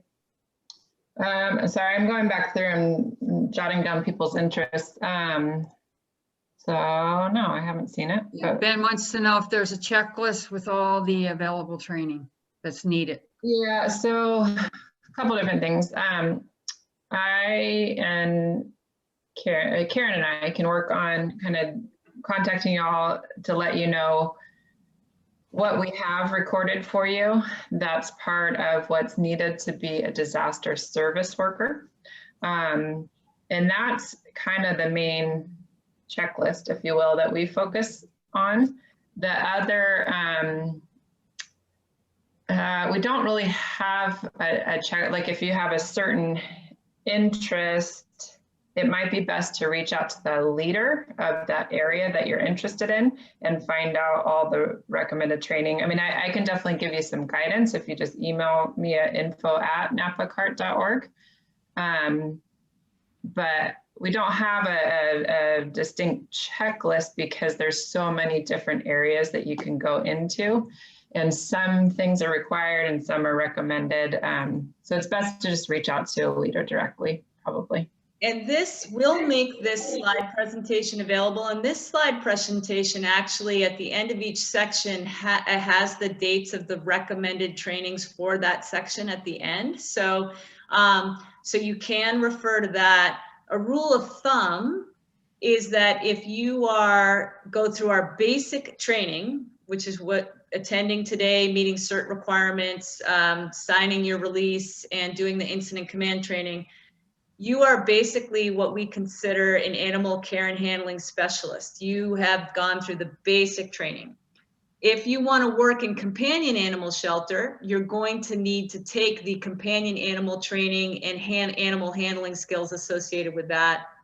If you want to work in the large animal shelter, you're going to have to take the large animal shelter training and the animal handling skills that are just like this slide depicts. If you have an interest in doing search and rescue, and I would argue primarily search and rescue, you will need to do every training that we're offering because we need you completely cross-trained. You actually need to understand how hotline works. You need to understand how all of this works to be effective in the field.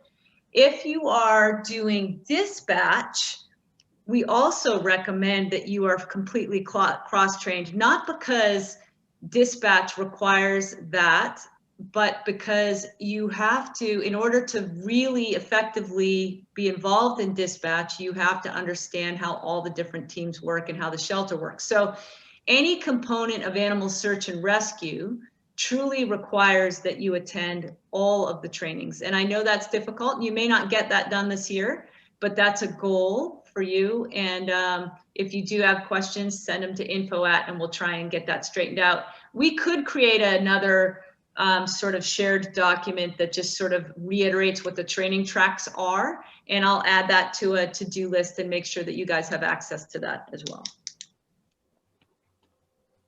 Great question. Other questions?